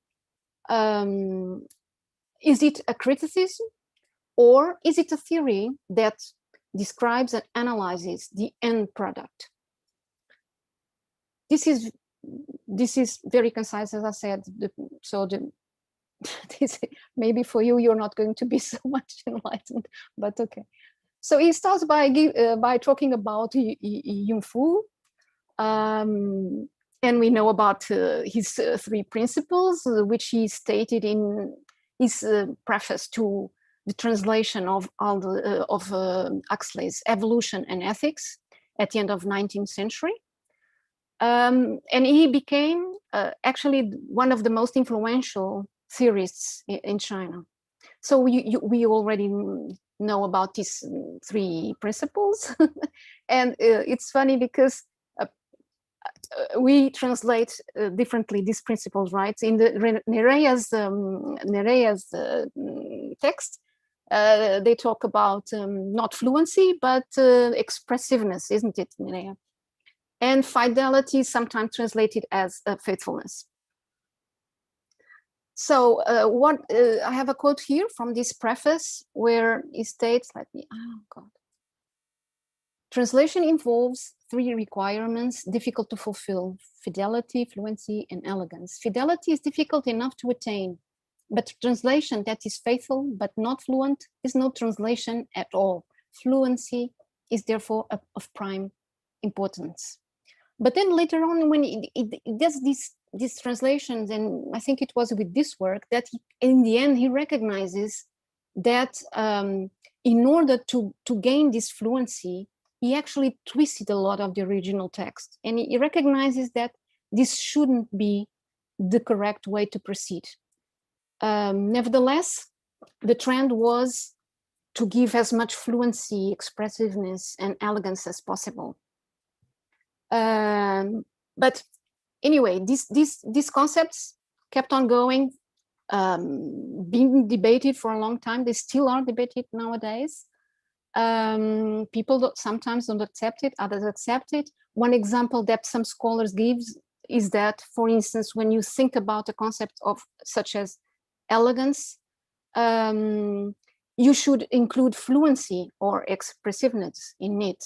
So there's no need to do this kind of differentiation. So debates on these categories keep on going. He gives an example at the end of the 19th century, where there was an author, Ma Jianzhong, who actually had a different view. He elaborated a grammar, which is called the Proposal for the Establishment of Translation Bureau, where he actually proposed a different approach, which probably only now, maybe at the end of 20th century, will have some impact, because at the time it didn't. And he was already proposing this more textual analysis based on contrastive linguistics, and finding similarities and differences in both source language and target language, to have a full understanding of the original, and to study the etymological and semantic variation, the semantic variations over time, and etymological study, to gain this insight into both languages, but mainly the source language, which was something that was a bit lacking in these impressionistic tendencies. Another author is Foulet. Foulet also kept on going with this paradigm, and he gave this expression or concept, if you want, of spiritual resonance. And in his preface to the translation of Balzac's Le Père Goriot, he states, in terms of effect, translation, like imitation in painting, should be in search of resemblance in spirit rather than in form. And for the Chinese, form was this formal, when you talk about formal resonance, you are thinking about formal equivalence. So definitely this kind of approach, Foulet's approach, draws much more again on this impressionistic tendency, and much based on aesthetics, the feeling of things. And he was actually an art critic, so that helped this too.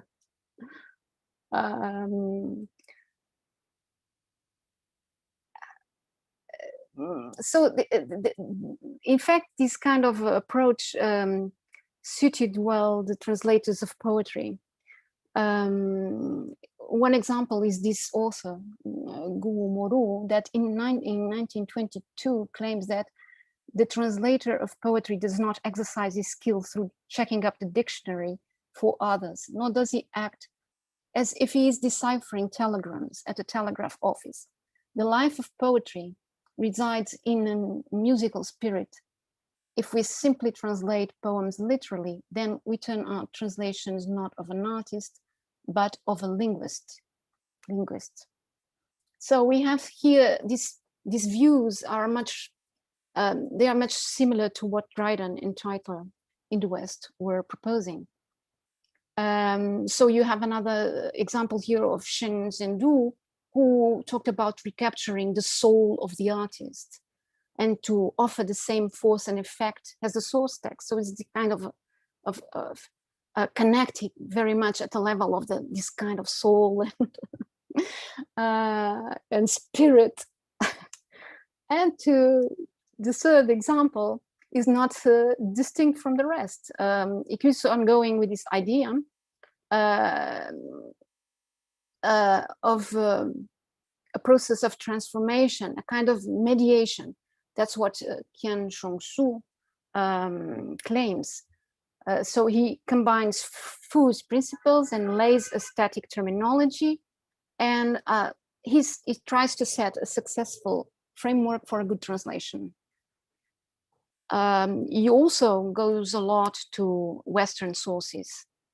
And in an article about the work of translation of Lin Shu, works mostly at the end of 19th century, he defines what happens in the process of transformation of the source language to the target language. And we have this quote here. If this could be done without betraying any evidence or artifice by virtue of divergences in language and speech habits, while at the same time preserving intact the flavor of the original, then we say that such a performance has attained Huajing. Huajing is transformation, the ultimate transmutation. So Shan says that this author kind of echoes a bit what we could say were Buddhist and Taoist influence on his thinking, especially when you think of the metaphor used of the transmigration of souls. So what you have here is that the translation is really a kind of mediator, and is kind of using as much as possible his talent, his strength, this connection to the spirit of the source text, so that he can do the best possible translation. So in this way, it can turn out to be, the translation can turn out to be even a better version of the original. So what he's saying, he gives that, he kind of creates etymological or associative connections to determine what is this transformation process. So, for instance, when you look at, you can associate with translation, he goes and speaks about seduction, you, the character you in Chinese, error, mediator, and transformation. So you seduct the reader. You error in the sense that you are a translation and you make mistakes, but you are a mediator. And then you are in the process of transformation, and that's what you're doing. So he's saying that a good translation annihilates itself. And this means that if the translation is so good and has such this powerful spirit, it seduces the reader to the original. It makes the reader want to go to the original and, you know, to know more about the original. So that's why he's saying that the good translation annihilates itself. And the bad translation annihilates the original, in the sense that the end product is not good enough. It doesn't seduce the reader, and it kills the original in the moment. So what Chen proposes here is that this concept is 5, the King View, Yang Fu, and Fu Lei views. They rely much more on an evaluative approach, de-emphasizing the linguistic analysis, and the boundaries between theory and criticism cannot be completely differentiated. And that's it.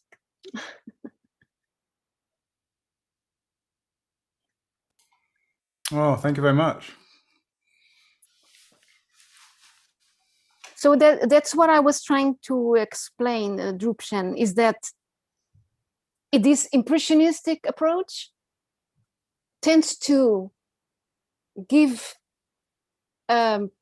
predominance to the end product. That's why they want it to be so fluent and elegant and etc. And so the linguistic was not so much in view. And so when these new currents in the mid-20th century start to be more emphasized, they start to be more interested into textual analysis of the process itself, and not so much in the end product.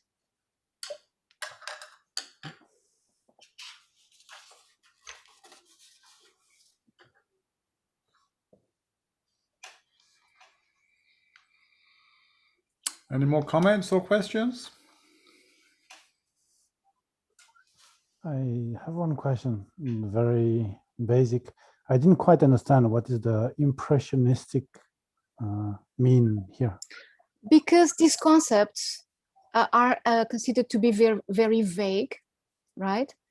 And because they are somehow borrowed from literary criticism, and the other that you saw the example of Fu Lei's being an art critic and bringing that into his view of what is translation.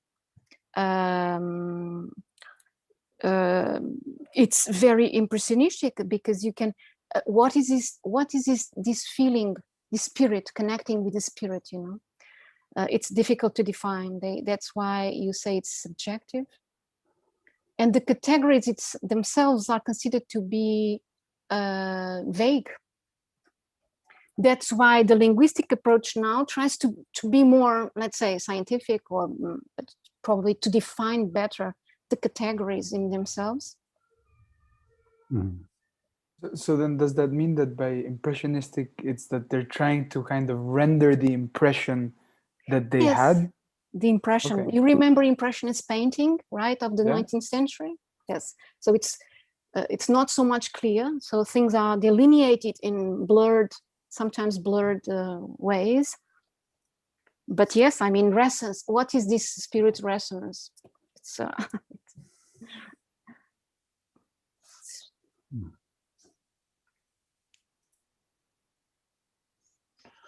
So we're very much but moved on to translation as an art now, haven't we?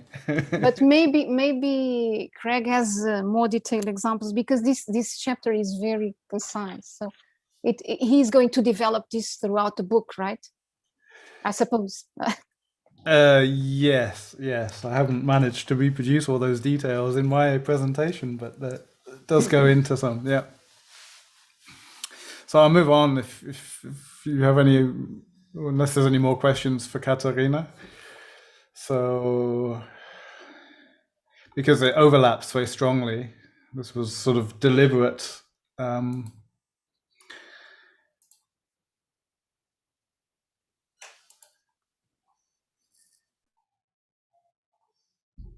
So I took a paper from Chung. This is a woman, it's a Hong Kong university, so I'm assuming,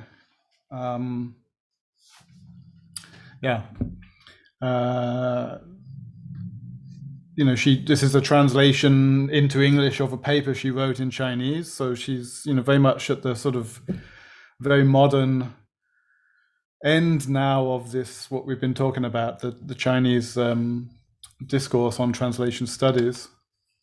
And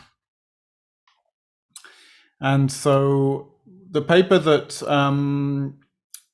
Katerina mentioned from Chen Zhongshu, which was published in the 60s, on the translations of Lin Shu, who worked in the late 19th century. This also seems to be a sort of a basis of this author's thoughts. But what she's trying to say is that the discourse on translation in China over the centuries has been there, and has been a little bit forgotten, or maybe took place in a slightly different way than we expect. So some of it hasn't been thought of as much, and got sort of thrown out as after the Cultural Revolution, and when the Chinese translation theorists were sort of criticizing this Yan Fu's three concepts. When they tried to criticize that, they sort of threw out a whole lot more, which they didn't need to throw out. So she's trying to bring that back in. Let me make sure I'm looking at the right window so I can actually move on to the... Oh, am I? Okay.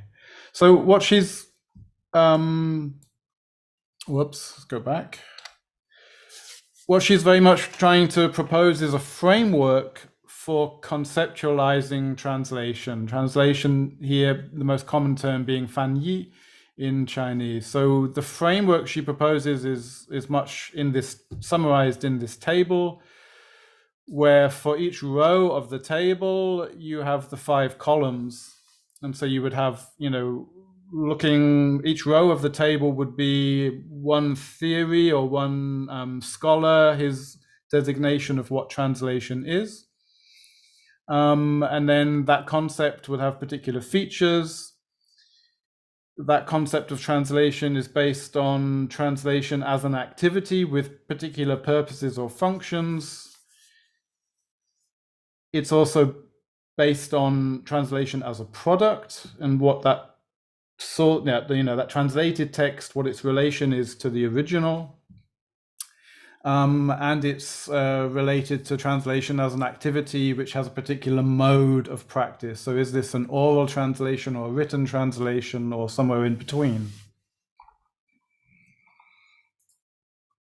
So if we're looking at the conceptual features of any particular concept of translation, so this is her framework is a framework to analyze all these different concepts over the centuries. We're looking at, are we thinking of translation as a particular type of transmission? Are we thinking of it as a type of imitation? Is it a linguistic exchange, a cultural exchange? All of these aspects will come into the concept in a different blend according to the scholar. When we're looking at the purposes and functions, then these were during the centuries maybe transmitting the words of the king to the tribes. Remember, the Chinese cultural area was huge and was an area with many different languages. So the emperor or the king, as it's described here, we might use the word emperor, would have to communicate to all the outlying and the neighboring cultures. So there's a lot of translation going on. The purpose of translation we also saw with Drupchen, mentioned the exegete, the commentator, drawing the meaning. So we're looking at, we want to know what the meaning is in these source texts.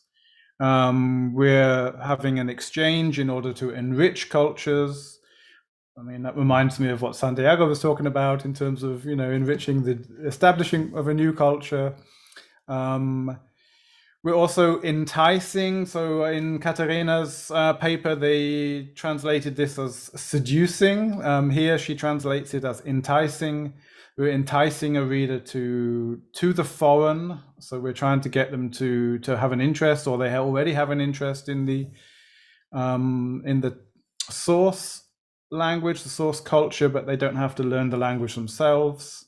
And this very nice matchmaking between nations. So the role of translation is often a diplomatic or a political one, the purpose.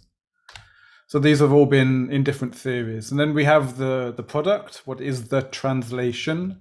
And there's a very nice metaphor in one of the texts that she references, talking about the sameness in difference and the difference in sameness.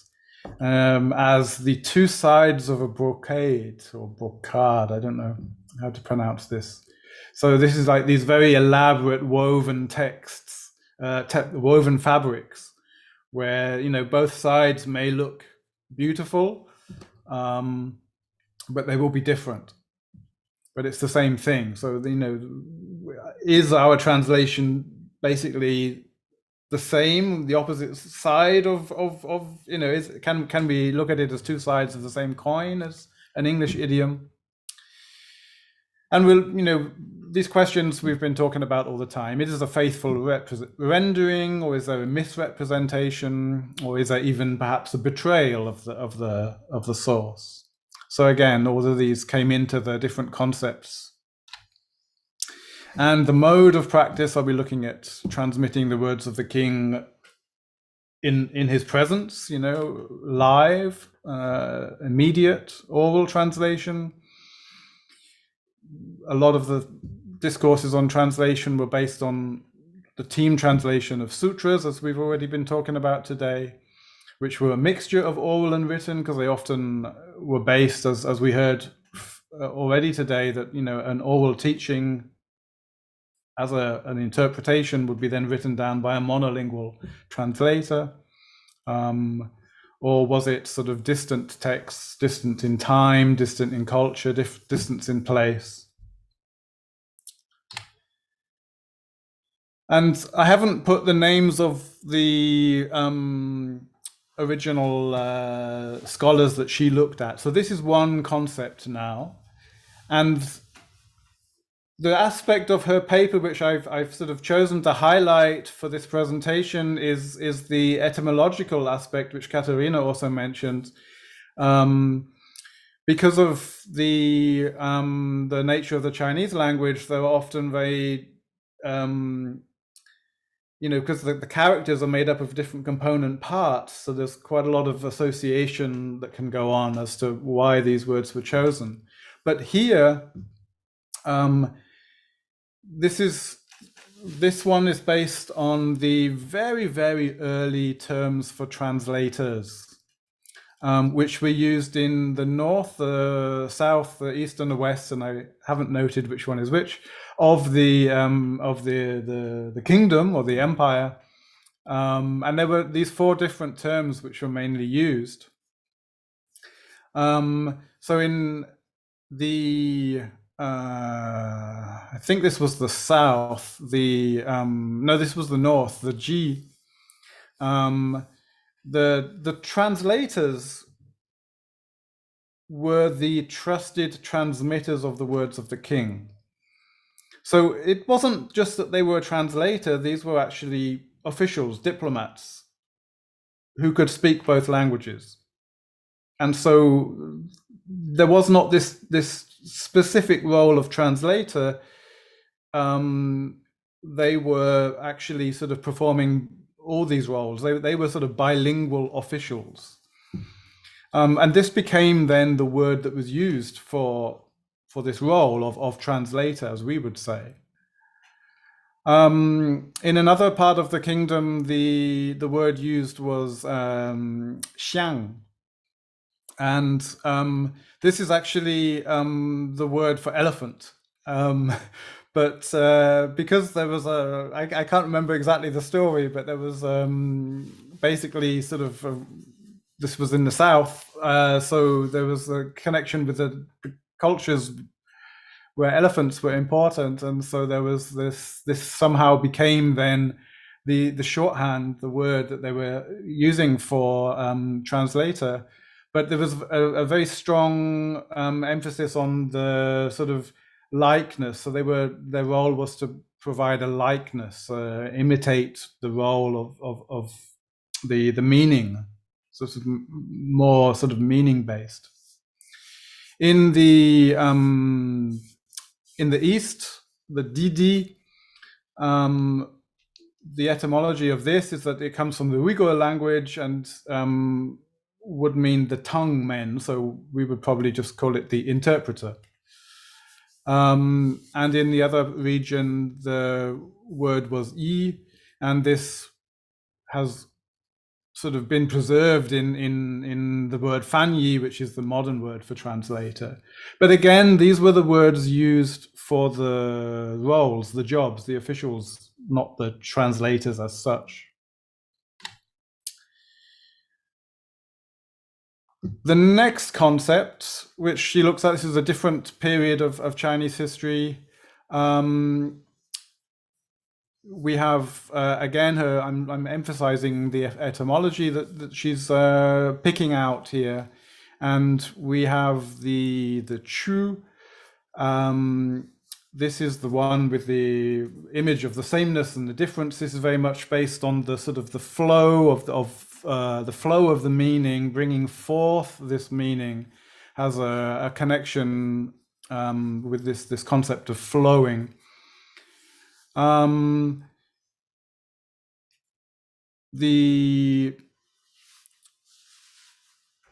I've forgotten exactly. My notes are not as good as they should be, and I've forgotten where this E and sh exactly. Let me just check where this comes from, because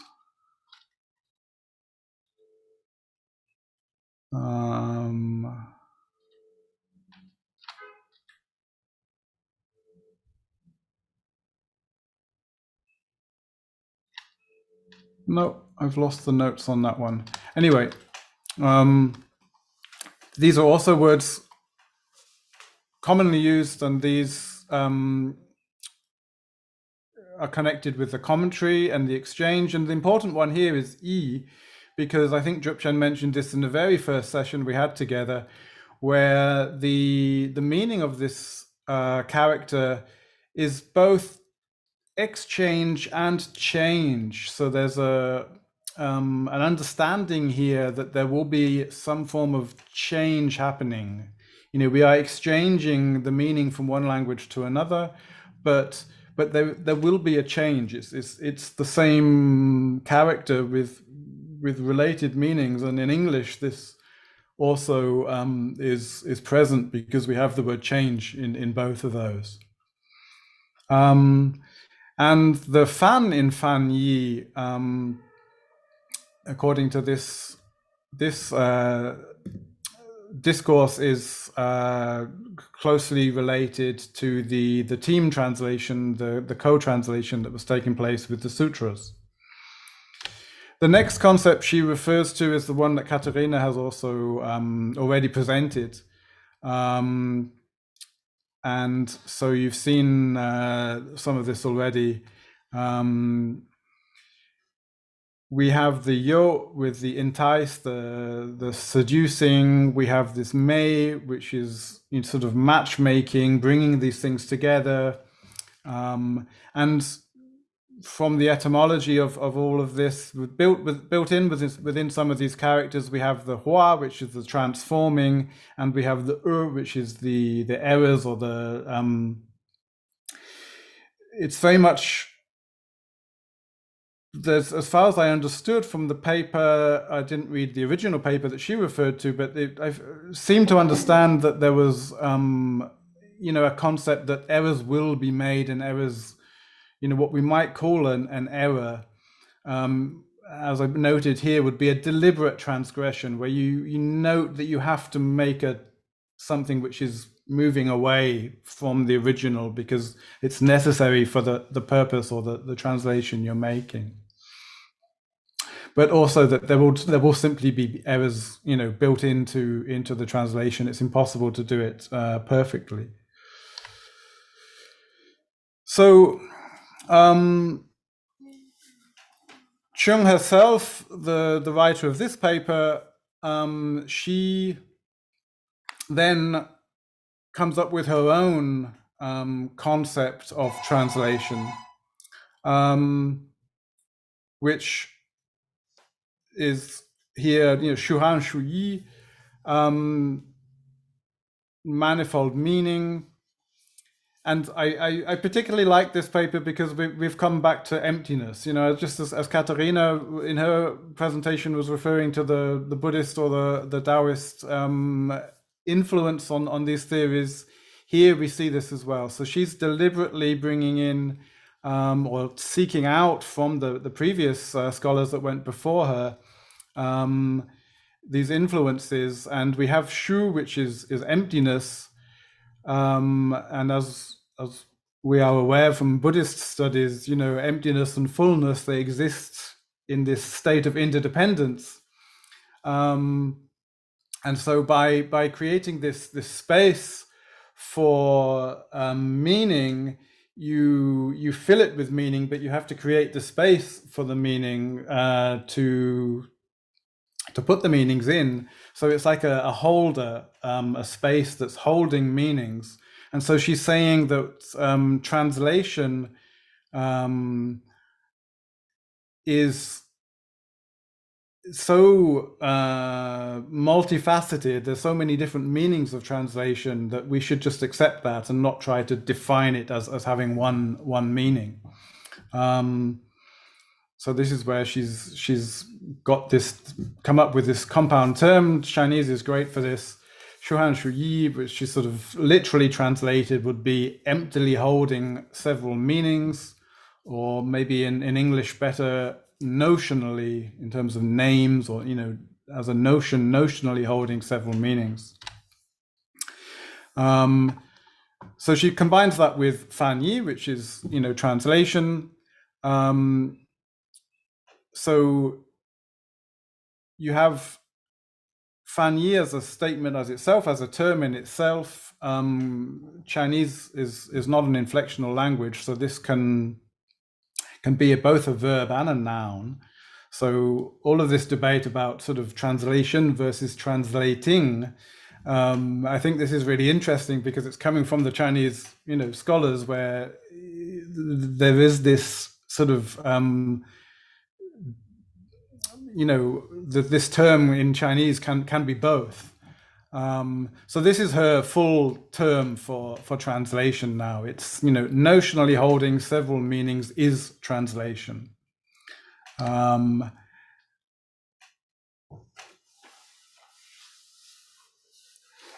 I'll just sort of explain that again, just to sort of break it down on the left.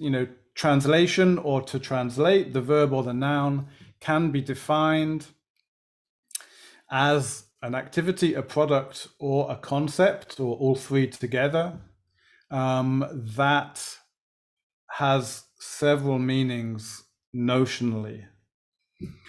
And she says this is, she justifies this by saying that meanings themselves are notional. Language is a system of signs. So, as Drupchen already sort of mentioned, there is somewhere is underlying this language we're using, underlying there is the semantics, there is the meaning. So any system of signs, our source language and our target language are both provisional systems.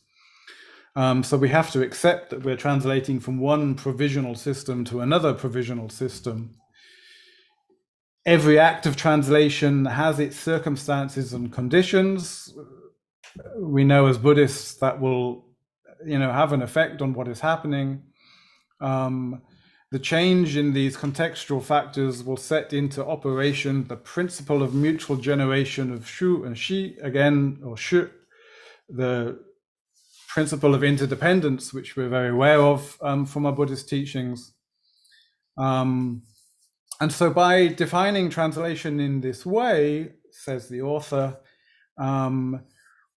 we are creating a new space for ever renewing, for constantly renewing attempts to define or to understand translating and just define the concept that we're working with. So that's my attempt at explaining what the author has told us.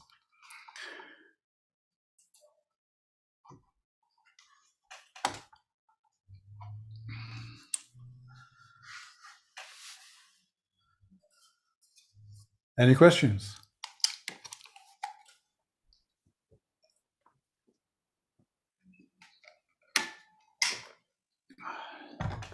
Wait a minute. Wait.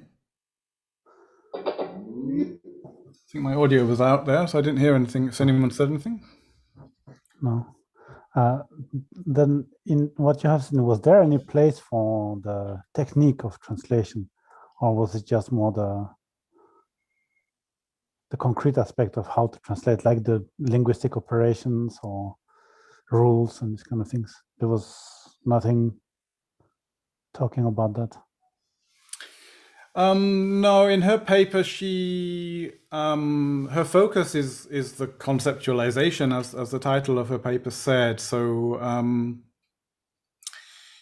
she does refer to the same things that Katarina referred to in her presentation. The different emphasis on these things, but that's not the focus of her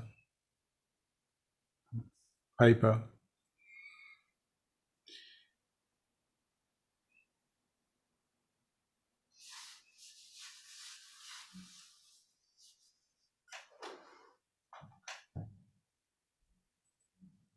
Okay.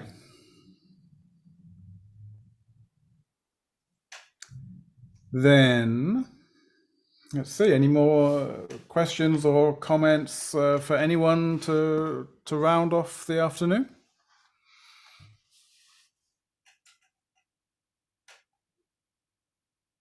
Everyone's ready to go home. Sun shining here. I just noticed it's going to be a really nice evening outside. Mm-hmm. Okay, then it's over to you, Drupchen, to round off.